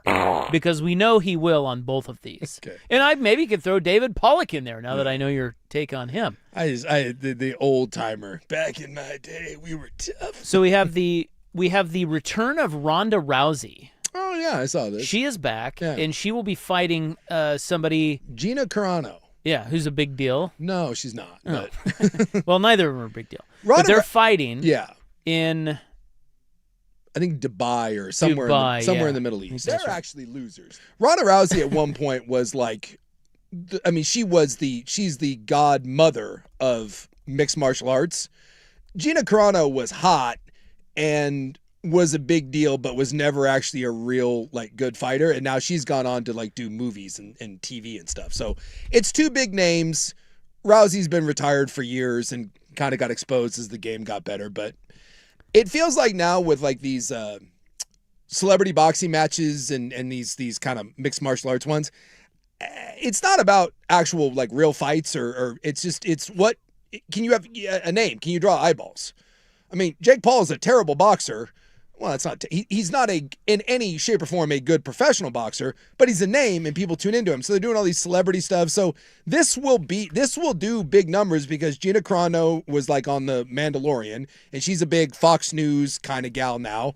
And Ronda Rousey this is like Mike Tyson coming back to fight years later. Well, Tyson and Mayweather are fighting. Well, Yes. hold on. Okay, so that's the second one. Okay, so Rousey and Carano are fighting in Los Angeles. Yeah. Not Dubai. And it's May 16th, and it will be live only on Netflix, so you can actually stream it. Yeah. So will you take... So that was not as bad of a dump as I thought you would take. I mean, these aren't good in any way, but people want to watch them. Okay, so then the other one is Floyd Mayweather will be fighting Mike Tyson. We thought we'd seen the last of Mike Tyson. We have not. No, this is sadder. Look, they're both sad, but, you know, hey, if this is what people want to watch, I think it's a sad state of affairs in fighting that these are going to be big events. But the Carano Rousey one is sad. This Mike Tyson one is really sad. So they're Bottom fighting line, their ass. They're fighting in Congo. Yeah. This is... Or the Democratic Republic of Congo. I feel bad for the sport. I feel bad for... I mean, and it's not going to be a real fight. Like, Mike Tyson's, what, 60? Close to 60?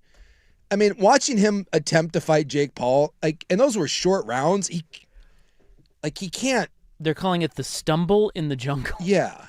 And Mayweather, like, Mayweather needs money. I guess he's having some financial problems. No way. And who could have seen that? Yeah, right.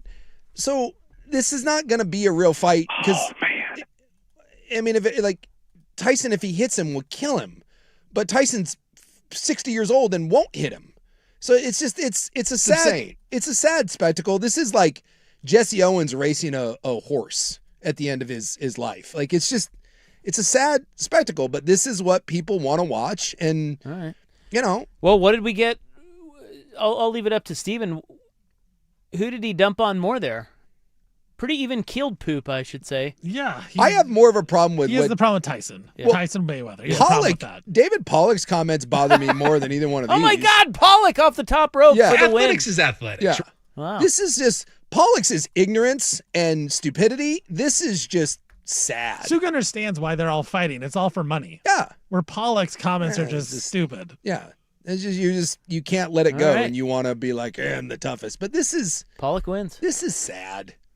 But if you were, like right now, like you've never fought anyone, you don't... But if someone said, Rob, I'll give you $5 million. I'm a prize fighter. Right? $5 million to go fight, I don't know, Ken Body. Whoa. I don't want to break his face. Well, I don't know who else, like, I don't know, Chad the Body. How about that?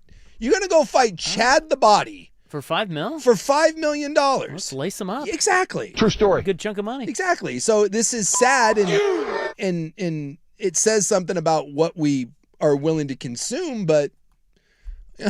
What does this say, though, about, like, not to start a whole thing, but What does it say about UFC and MMA in general? It's not. Like, aren't there actual real fighters that are supposed to be good that you should be watching? And there are. There are. So why don't they promote them? Why do they have to do this? This makes no sense. There is something that we in society, we can't get over names. When are we going to get the Rousey versus Tyson fight? That's what I want. Probably after this. Well, there was years ago. Winners advance. Yeah, there were years ago where people were like they wanted Ronda Rousey to fight like a man, and we're What if she fought Annika Sorenstam? I think Annika would be in a lot of trouble. Ronda Rousey back in the day was a bad mother effer, and then the game caught up to her. But it's just human. I don't like a sideshow, like attraction, like. It's a train wreck. And clown show. And people stop to watch. Whenever there's a car crash on the freeway, it's not the car crash that stops traffic. It's traffic that stops and looks at the car crash. And this is a car crash. And of the car crashes, the Mike Tyson one is way sadder. He is going to be 60 when they fight. And against Jake Paul, he could not breathe. And so they take, you see clips. Yeah, he'll turn 60 in June. So they'll take a clip of Mike Tyson training, hitting mitts for 20 seconds, and it looks amazing. And then you realize after 2 minutes of a round, he's wheezing because he's 60. Oh my God, was that exclusive Mike Tyson audio? Okay, the club is next. We've got several things. We've got to start with Jester Maxing. I don't even know what this is. Yeah, I didn't figure you would, but we're going to learn all about it together in the club on the Fan.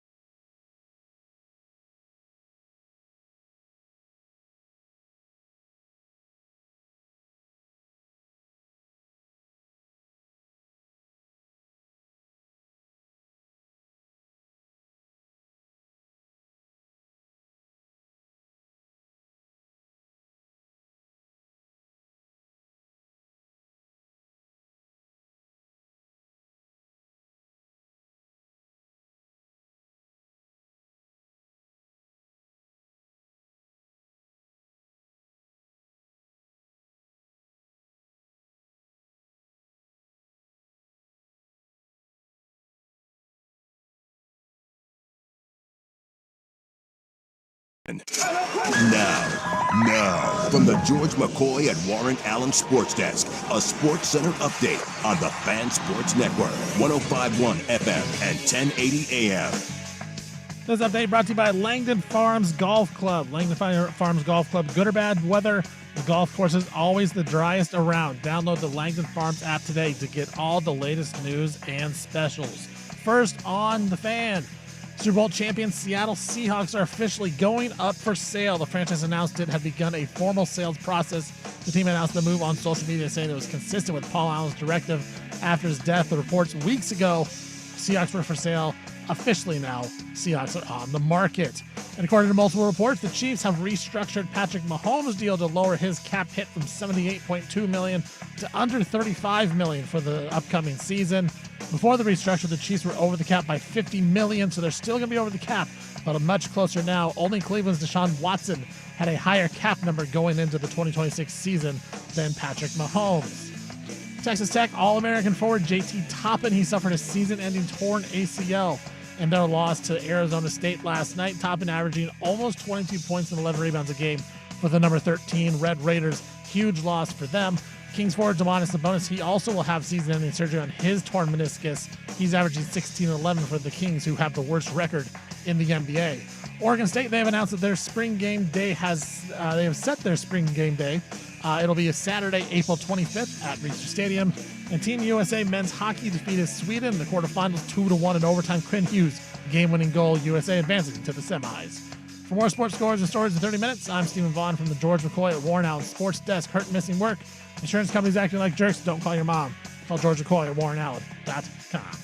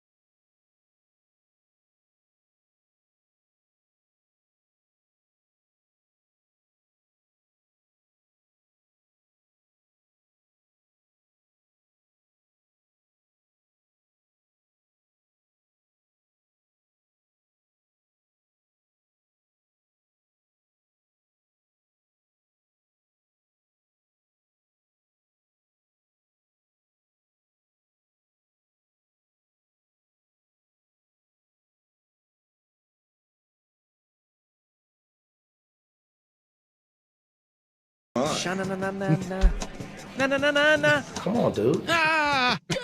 Come on, dude. Did it get you? They're actually losers. Can you grab yours? Is it long enough to really?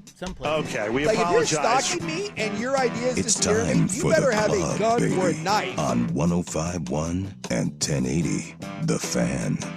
Hoo-wee. Like, the people that I love, I really love. But if I don't love you, there's no love for me. Great quote from That is a great quote. Mr. Milwaukee. By the way, someone is in saying, no offense to Asachi, but I think Ken Body is going to have something to bring to the table. Someone's Yeah. putting some money on Ken Body. That's good. He's 66, by the way. You got Ken Give me Body. another $5 million. I'll throw the fight. You got Ken Body. I don't care. $10 million. I'm out of here. You can take down the body. So, are you a jester maxer? I don't even know what that is. Are you good at jester maxing? I've noticed lately there's a whole Yes. like fame mogging. Yes. And, Do you know what mogging means? Is that where you just like you stand in the background and like you steal someone's like spotlight? Yeah, you that like clavicular guy. I guess Yes. is like Yeah, that's exactly who I'm going to talk about here. okay. So there's this guy named Clavicular with a highlight on the clavicle. Yeah. Because apparently in this corner of the internet, the clavicle has become quite the symbol of handsome. Okay. Like you got to have the the pointed. Yeah, the nice clavicles. Yeah. I don't know. Anyway, that's his name. He's a content creator. He's online. And he has created there's like this whole vernacular now. Like mogging means to visibly, like you're visibly showing someone up. Like you just are so good looking that you stand out. I was not aware of any of this until like a week or two ago based on that guy. And he started showing up at like Arizona State frat parties. And then. Well, he's gone viral for a lot of different things. Okay. So apparently he ran over someone with his Cybertruck. What? And that went viral. Okay. Yeah, I don't know. he's an ass. Isn't he like an Andrew Tate guy? Yes. Well, yes, he's like the new Andrew Tate. Because he's really good looking. Yeah. Okay, and so mogging, like you can be a gym mogger, okay, where you go to the gym, yeah, and you just steal the show because you're so hot. And and so in order to mog, now I gotta ask, in order to mog, do I have to know what I'm doing, or can I inadvertently, like if you're so handsome and you walk into a room and you don't really realize what you're doing, are you still mogging? I think it's a vibe, yeah. I think you're trying to mog. Like this guy tries to mog, like he's a mogger. Yes. Everywhere that guy shows up, I've seen that he just like cruises around and and then there's like a video and he's like, he just stands there and is like, I'm so good looking. He now got a modeling contract in New York City, and he's just been profiled in the New York Times. Like he is ascending, and he's awful. Like he's the worst. Yeah, he just shows up and like sorority ladies just fling themselves at him, and he's a looks maxer, and dudes want to be around him. Do you know what a looks maxer is? I'm assuming that's just you'll do anything to maximize how you look. Sure. So plastic surgery, you'll take a chisel to the jaw. Yeah, like steroids. I've seen that. I guess now there's these male influencers that are in their 20s that are doing all the implants and stuff. Like the male plastic surgery is on the rise. That's right. And it's all perpetuated by guys like this guy. Okay. So the new one is jester maxing. Jester maxing. And that is where you'll do anything to be funny and steal the show with your personality. Okay, isn't this just like a jester? Isn't this just like a try hard sort of thing? Yeah, kind of. But this is now cool. It is cool in this corner of the internet, and I don't know how large the corner is, but yes, it's become a thing, and it's probably not healthy at all. I don't think so. I don't think any of this stuff is healthy, right? It's all. And this goes back to the whole content creators that like kids are looking up to this stuff, and you will do anything to go viral, like anything at all. And by the way, this also goes back to the whole celebrity boxing thing. Everyone now is like, well, I'm going to be an influencer boxer. I see this stuff all the time. Anything to be famous. There was some guy I saw recently. His name is it Dean the Great? He got his ass kicked twice in one night doing this. Like he was hanging around like Rampage Jackson, the old UFC guy, and I guess he was talking to like bodybuilders and former fighters and like hitting on their wives in front of him, and the dude got the S smacked out of him twice in one night, and none of this stuff can be good. So jester maxing. So you go to a party and you just clown. But it's more than that. It's like he's kind of turned it into a business, and he's now being criticized for basically the critics call it racist because, by the way, he uses the N-word all the time. But he says it's not a racist thing. Really? Like he's awful. But he's super white. He's saying exactly what he's trying to do. If it's not racist, what is it? Well, you'd have to ask Clavicular. And by the way, his name is Clavicular. But he's basically turned it into a business where like these incels or, he's trying to like, it's almost like a white supremacy thing. Okay. Like bring back the beautiful white man, because we're superior and this is what it should be like. So what he's done is he's tried to get all these followers to do the things that he does to his body and look superior, like look max. He wants people to look max, if that's the term. I don't know. What are we doing? Yeah, this is the new thing. What are we doing? It's crazy. Jester maxing. My God. Yeah, and the vernacular is a very real thing. Yeah. Like that's the one I heard was fame mogging and jester maxing. It's all kind of in the same. It's all in the same light. It's you just walking into a room and stealing the spotlight while filming it. And they're saying, like this article I was reading about, it said the lingo is deliberately obscure to exclude the normies. Okay? So it's like their own inside club, but it's catching on. Like, for example, the U.S. government's Department of War tweeted last month, low cortisol locked in, lethality maxing. Idiocracy can't get here soon enough. Because I did see some videos of that guy like across my Twitter feed, like at Arizona State, and like he's coming across your timeline. He is coming across my timeline. Here he comes. I've heard of him. Here he comes. And everywhere he goes, it's just like the ladies just flock to him. Clavicular. What's his real name? His real name if is. we're playing Trivial Pursuit, it was the bastard Brown section that no one wants. Like Braden Peters is his name. Dude, I just... And he's buddies with Andrew Tate. And he's probably worth millions now. He's getting there. And then you're giving rise to how many little kids out there now look at this and are like, well, I want to be the next Cliff. Exactly. Exactly. What is happening? He's creating an army. It's weird. He's selling out arenas soon. Yeah, someone's saying his views are not unique, unfortunately. No, they're not. It's the He's whole just thing. taking them to the youth. Yeah. I'm seeing like there's a whole thread. My 6-year-old son won't stop talking about jester maxing. I'll bet you this is driving parents insane. Clavicular versus Stephen A. Smith for the presidency. Yeah. Jester maxing, forced me to looks vote maxing. for Stephen A. Smith. Me too. Boy. It's crazy. Can I vote for the meteor to just hit us at this point? Sounds like Stephen A. is gonna run. Like that's a thing. He's gonna run. Awesome. Yeah, Business Insider, Jester maxing taking over the internet. Fame mogging, Jester maxing suddenly everywhere. So we have taught you a thing or see. We're the olds. We're not supposed to be teaching you about jester maxing. No. And yet here we are. It is weird because when I see this stuff come across my timeline, I do take a brief moment to be like, all right, what is that? And then I usually realize that early on, about 30 seconds in, I should just stop. So I just end up with a rough idea of what it is. And then that's all you need. That's all you need. You need to be familiar. Well, that's all the algorithm needs for you to put it on your feed all the time. That's true. So you're going to get more clavicular. Yeah. So if I want to be cool, I have a pronounced collarbone. That's part of it. That's part of it. But you have to look maxed. Like everything has to be maxed for you to look cool. Just follow clavicular. You'll get it. He'll show you the way. But I have to use the N-word as well? Well, he does. There was a video of him singing along to, was it Hail Hitler, the Kanye West thing? Yeah. He was doing that. How is that dude not taking an ass kicking yet? That's a good question.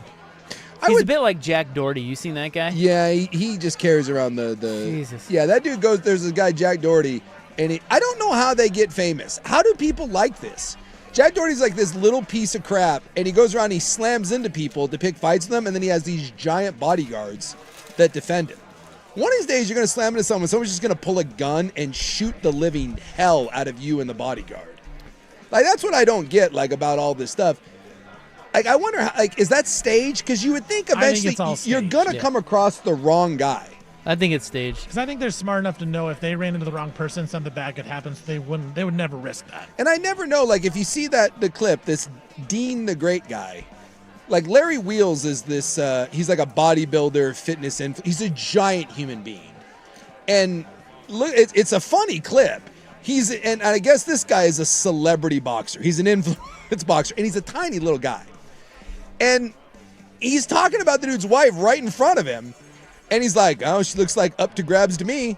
Looks like, and he literally is like pressing up on this dude's wife in front of this giant human being. And Larry Wheels just slaps the living ass out of this guy. And you're like, and I'm like, is that staged? Because the slap looks really real, but I never know what to make any more of this. And then later that night, he goes up to another giant human being and starts talking crap. And the guy goes, aren't you that dude that got the S slapped out of you? And he's like, yeah. He's like, you want something of it? And he starts talking crap to him, and the dude, same thing, just flattens him. And I want that to be real, because I want people that start to do this stuff to people. We need to make America great again by punching influencers. We have to learn that there's consequences to actions. So maybe Clavicular is just waiting for that ass kicking. You know where I think guys like Doherty get it? Is they understand that nobody wants to go viral for that. Yeah. You know? Yeah. So they just push buttons. Like Doherty, I saw one with him. He did one where he got into the waste management. Yeah, he got kicked out. Well, he paid a guy to yell right in some guy's backswing. Yeah. And he did. And he gave him $100 or whatever, and then he got kicked out. And, of course, his content is all the video of him talking to the guy about getting kicked. And that guy who was kicking him out wanted no part of being viral. He's just like, dude, just leave. And you're no longer allowed at any other golf tournament. And then, Doherty goes and makes the content. And people want, the youngs, they want the edgy, the spectacle type content. I try not to be the David Pollock, the back in my day, but man, it's hard sometimes with clavicular. Clavicular, baby. I know we had dumb stuff when we were in our 20s, but did we have clavicular? Who was our equivalent of clavicular? For me, it was like the Jackass guys. Yeah. Like Johnny Knoxville. Yeah. That's a good call. See, I think that would be jester maxing, right? Anything for the laugh, anything to steal the spotlight. Right, and taking over every situation. Yeah, so it is one of those things probably always existed. It's just now with the internet, taken to another level. It's easier than ever to jester max or fame mog or whatever the hell this is. We have a listener who's poop maxing right now listening to the program. Thank you for that, sir. Well, we're gonna radio max coming up next. Do I have to show off our collarbones? Well, I mean, if you want to look smack. That's what Rob showed me in the break. Well, don't you have to be in a tank top for that? Are we doing the show now in wife beaters? Is that what's happening? If you want to look smacks, yeah. Well, show off my sweet collarbone. Got to show the ladies your collarbones. They want to see their check out my bone. clavicles. You like this? You like this, ladies? So, R.I.P. A couple of notable deaths to discuss coming up next on The Fan.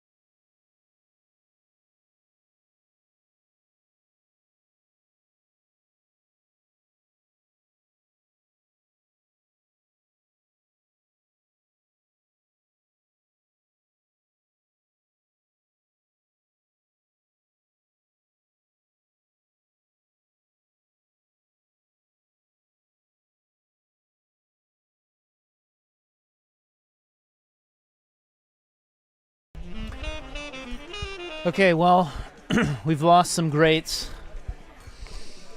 since we last spoke. Since we were away on a 3-day weekend. But we were back yesterday. I know, we just didn't get to it.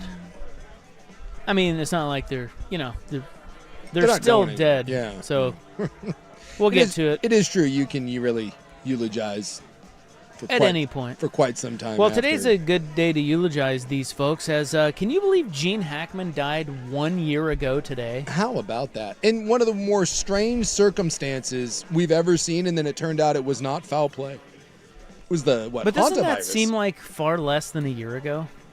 That was a year ago. Yeah, goes by, man. I'm also a bit traumatized by Gene Hackman's house scene as to what conditions Robert Duvall may have been living in. You know what I mean? Yeah. Robert Duvall passed away. 95 years Oh, old. yeah. And that's sad because we loved him and he was great. But I want no more details. Yeah. You know? Like with the Gene Hackman thing, it just was downright sad. It was bad. So, I don't know. They did say that he died at his home, surrounded by family, and Okay. so hopefully Okay. he was getting good care. Whereas Yeah, Hackman, until you find out the doctor was I know. pumping him full of Michael Jackson fluids. yeah, but the Hackman one was sad because his wife and him, and it was, that was I'm with you. That was a really, really bad beat. I would hope that Robert Duvall didn't go out like that. But at 95 or whatever, 94, 95, He was great. that's a great life. And he was still, he did still like stuff later in his life. I don't know when the last time he did something, again, in his 90s, but, he put good stuff on film late into his life. He's an all-timer. Yeah, Hackman was 95 as well. Yeah. What's the last thing that Robert Duvall did? Well, I had forgotten he was still with us. I'm looking to see when the last time he had acted. Because, I think of him in some of the later movies, but I'm sure those were all 15 to 20 years ago.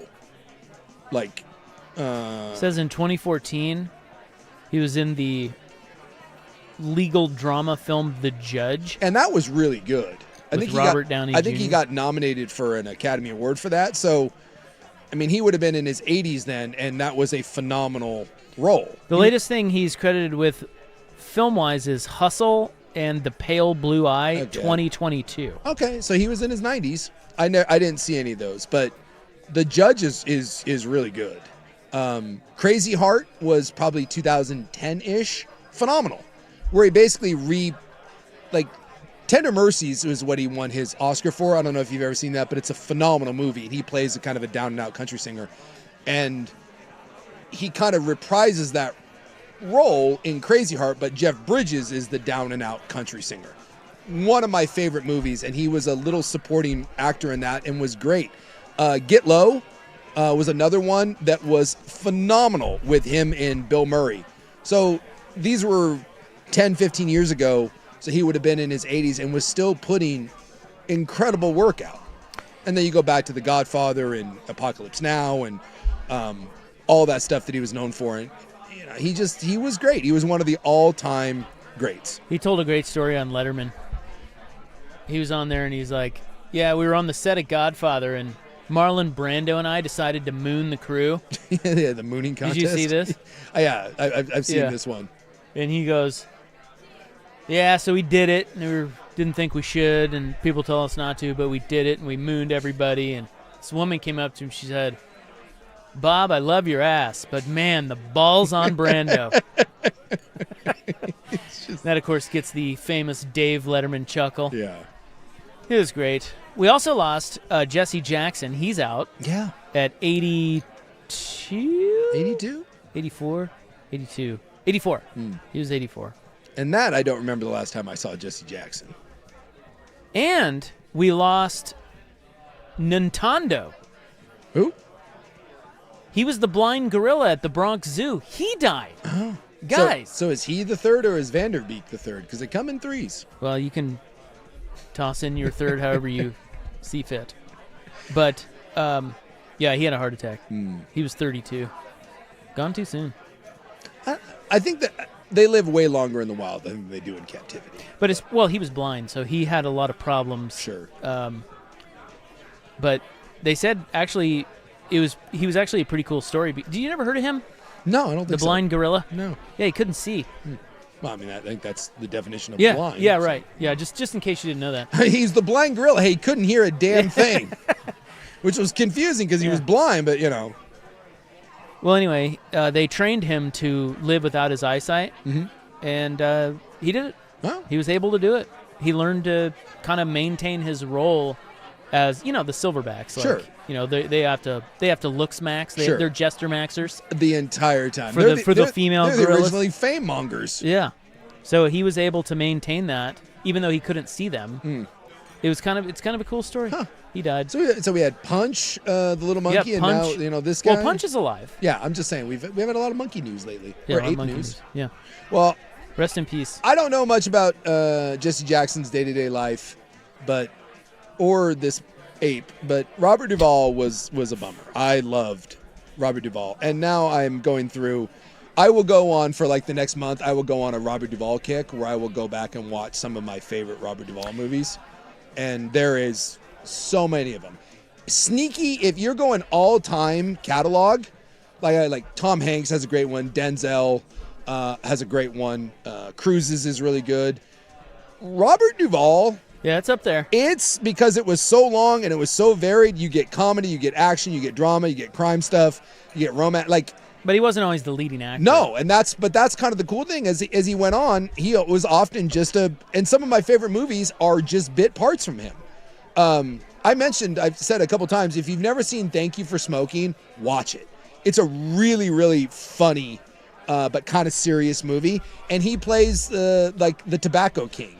And he's only in it for probably 20 minutes, but he basically is he's a tobacco baron. He's the last great tobacco baron. And he's called the Colonel, and he's amazing in it. There's so many of those where he's just phenomenal in it. Also, if you've never seen Open Range, one of the great modern Westerns, and he stars in that with Kevin Costner, and it is phenomenal. And it does not get the credit it deserves for being an all-time great Western. R.I.P. All right. Well, you're going to have to put this next show that I'm going to recommend on your list. Okay. Okay? I think you'll like it. Interesting. But I'm always looking for... be prepared to cry. I got 3 shows right now I've got in a rotation, but they're being released week by week, and it's pissing me off. Yeah, you just got to wait. Just binge. But they're so good that Yeah, you get caught up in it, but you got to wait. Yeah. You just wait to start it. Because I got Shrinking going on. Yeah. I got that Night of the Seven Kingdom, which I'm loving. Yeah. And The Pit. I'm really The digging Pit. what The Pit's got going My on. wife's watching that. So this is just a documentary. It comes recommended. I'm going to cry. You might. I did not expect what came of it. So we'll get to that coming up next. So first we got to get Steven with SportsCenter. Now, from the George McCoy and Warren Allen Sports Desk, a Sports Center update on the Fan Sports Network, 105.1 FM and 1080 AM. First on Fan, Seattle Seahawks, the Super Bowl champions, are officially now going up for sale. The franchise has announced it has begun a formal sales process, and the team announced today that it on social media that it was staying consistent with Paul Allen's directive after his death. Weeks ago, it had been reported that the Seahawks were for sale, but now officially up on the market. And according to multiple reports, the Kansas City Chiefs has restructured Patrick Mahomes' deal to lower his cap hit from $78.2 million to under $35 million for the upcoming season. Before the restructure, the Chiefs were over the cap by $50 million, so still over the cap, but very much closer to that number. Only Cleveland's Deshaun Watson had a higher cap number going into the 2026 season than Patrick Mahomes. Texas Tech All-American forward J.T. Toppin suffered a season-ending torn ACL in the Red Raiders' loss to Arizona State last night. Toppin averaging 22 points, 11 rebounds a game. Huge loss for them as we head into March. Domantas Sabonis of the Kings, he's going to have season-ending surgery on his torn meniscus. He was averaging 16 points, 11 rebounds for the Kings, who have the worst record in all of the NBA. Oregon State, they have announced when their spring game will be. It'll be on Saturday, April 25th, down at Reser Stadium. Team USA men's hockey, they defeated Sweden in the quarterfinals 2-1. It was Quinn Hughes scoring the game-winning goal, and the USA will advance to the semifinals. For more sports scores and stories in 30 minutes, I'm Stephen Vaughn from the George McCoy at Warren Allen Sports Desk. Hurt and missing work? Insurance companies acting like jerks. Don't call your mom. Call George McCoy at warrenallen.com.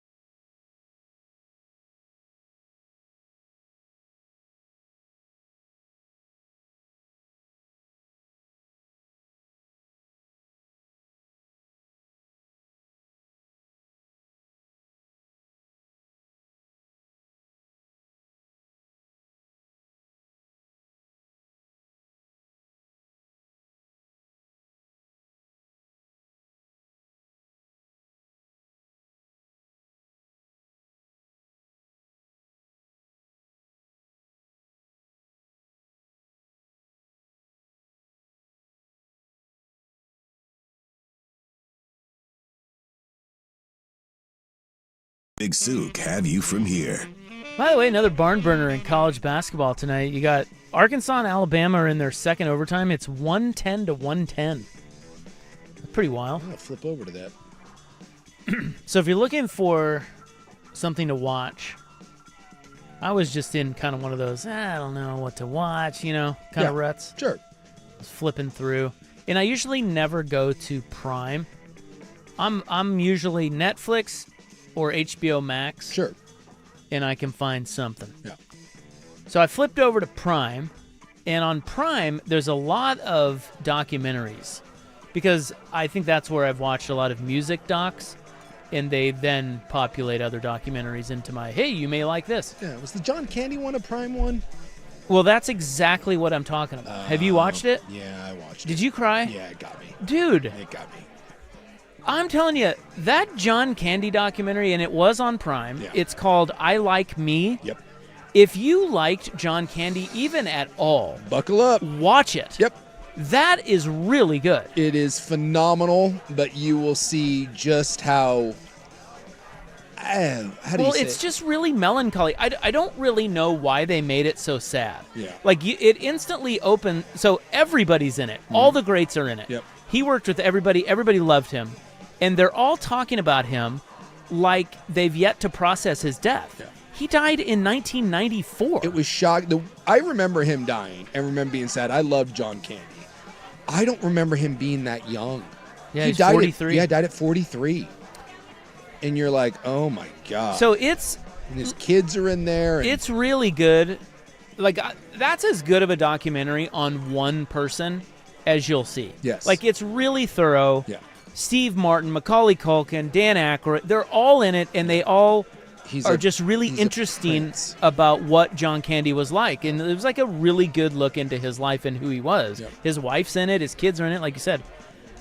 But it's super moving and sad. I think, to me, the one that got me, and this is true about, I've seen stuff on Chris Farley, who, by the way, modeled his career after John Candy, and Belushi was this way. Jonah Hill has some of this. The fat thing is real.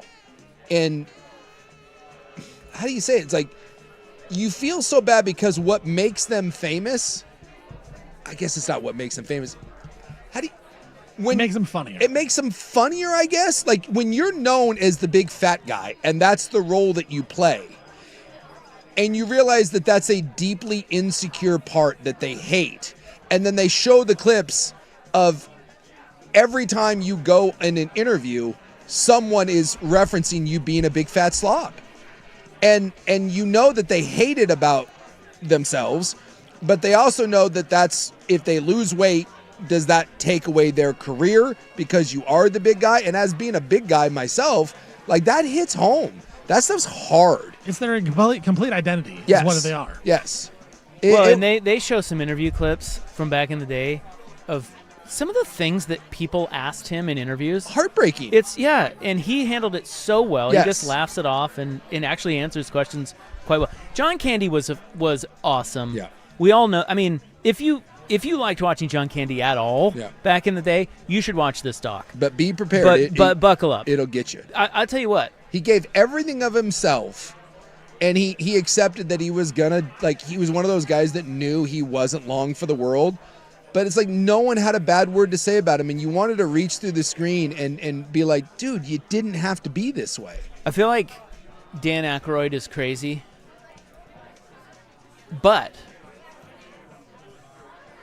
it's right off the top. Yeah. Right off the top of the movie, of this documentary, they have Dan Aykroyd reading. I assume it's the eulogy from the funeral. And I started crying. Dude, that is the best. That is the most moving and best eulogy I have ever heard. It is so funny. I was sitting there and I was watching it with my daughter, who didn't really know John Candy. Like, she was finding out about John Candy through the thing, through the documentary. I started crying, and I think we both kind of said that. We were like, said something to the effect of, make sure you have a friend that will talk about you like that when you're gone. Yeah. It is. Aykroyd adored John Candy. Yes. And that eulogy is as good as you'll ever hear. Yeah. And that's right off. That sets the tone right at the beginning. Yep.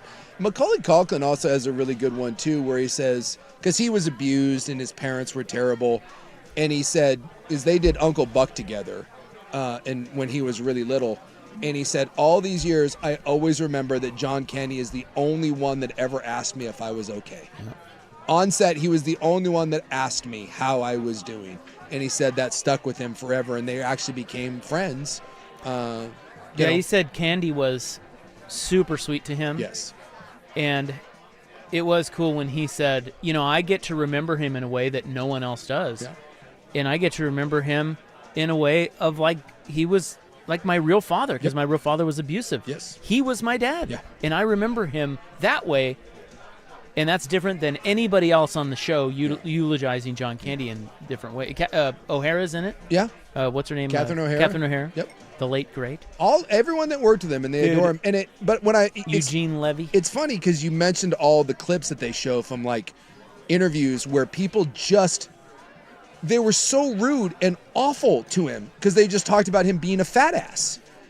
And it reminded me, they did this. I watched the Britney Spears one, and Britney Spears, and there's clips of Justin Bieber. They sexualized them, like the clips that people would ask a 16-year-old Britney Spears, and it made me. Are we still that bad, or have we evolved past that? Was that like a time and place? Do we not treat people that way now? Because when you put those back to back, and you realize that those are questions, I wouldn't fault any one of those celebrities for stopping an interview and being like, dude, go F yourself. And it made me think of it because Jonah Hill is battling this. And there's a clip out there of Jonah Hill, and I think it's with Jimmy Kimmel. And Jimmy Kimmel goes, "You smell really good. That surprises me." And Jonah Hill looks at him and goes, "What?" And Jimmy Kimmel goes, "Well, looking at you, I wouldn't think that you smell good." And Jonah goes, "I'm trying really hard to not take that as a really bad insult." Basically saying, you're a fat slob, so how on earth can you smell good? You have to have poor hygiene. And he's talked about that throughout his success, that's the stuff he has to deal with at every interview, and that was John Candy. John Candy would be putting out the #1 movie in America, and when he would go on a set or a talk show, people would ask him how much he eats. And they would just make comments about him being fat. Yeah, and Tom Hanks is in it, Yeah. From what was Splash. that? Yeah, Splash. Great story. And Hanks was great because he said, Candy's like the only actor. Like, it took, Tom Hanks has regrets working with John Candy because he said Candy was the only actor that actually would tee me up. Yep. Like, he was waiting. He would like to. He was really good at improv, which I didn't know about John Candy. He said a lot of the stuff he did, he would improv and he would just go and he would take people along with him, and you would just have to kind of play along. And he said Tom Hanks said, "I never realized he was doing that. Yeah. He was teeing me up. He wanted me to add more and be funny." But Hanks didn't really understand what was happening. But that's how good Candy was. Is he was just like 3 steps ahead of him. There's an amazing scene, if you haven't seen Splash, where John Candy comes in and plays racquetball with Tom Hanks, and he's drunk and he's hungover and he's smoking a cigarette, and he said that a lot of that was just Candy showed up to the set, drunk and he was partying. He was partying and showed up, and they were like, "Let's just go with it." And he said he's one of the best he ever worked with. Well, you guys got to watch it. It's pretty good. If you liked John Candy, you will love this documentary. It's called I Like Me, and it's on Amazon Prime. Yeah, but get ready. It's it's for some reason it's overly sad. Yeah. It doesn't really have to be, but it just is. I think it's the idea of it's framed around the fact that at 43 years old, one of the great comedians of all time checked out, and it didn't have to be, and that sets the tone. All right, we will wrap it up next on The Fan. Your Window Daddy sticking around for Window Nation, where the pros can help you.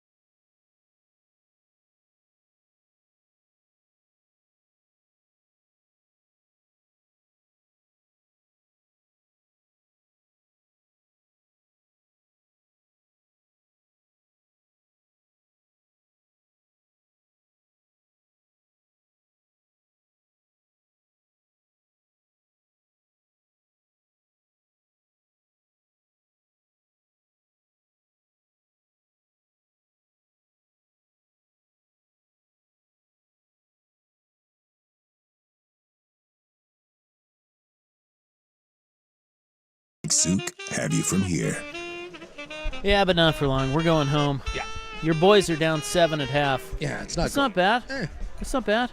We were down 20 at the half against Arizona the first time around, and it came down to a buzzer beater. Look at you guys. We don't play well in the first half, and then we come back in the second half, and then we still end up losing. Got them right where you want them. Yeah. See what happens. Well, give me something to watch when I go home, other than the John Candy documentary. And if you want a documentary where you won't cry, but you'll end up hating the person, watch the Chevy Chase documentary. It's called I'm Chevy Chase and You're Not, because all the rumors are that guy is a racist a-hole that everyone hates. And sure enough, when you watch the documentary, you'll be like, oh, yeah, all that stuff's true.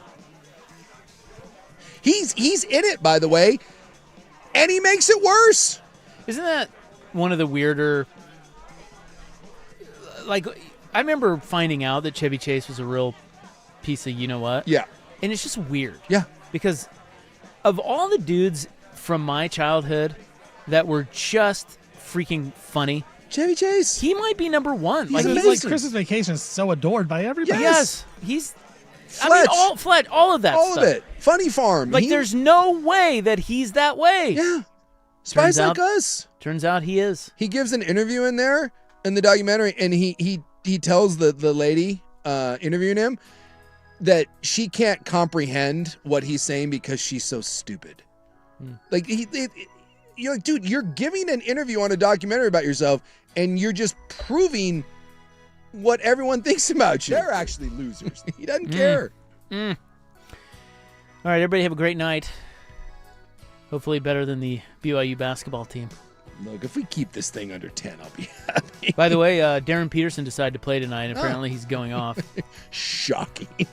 Didn't want to play against Arizona, but Oklahoma State, sure, all good out there. You didn't need him against Arizona. All right, we are back tomorrow. Believe it or not, we're back tomorrow, 3 to 7 of the Fan. Good night.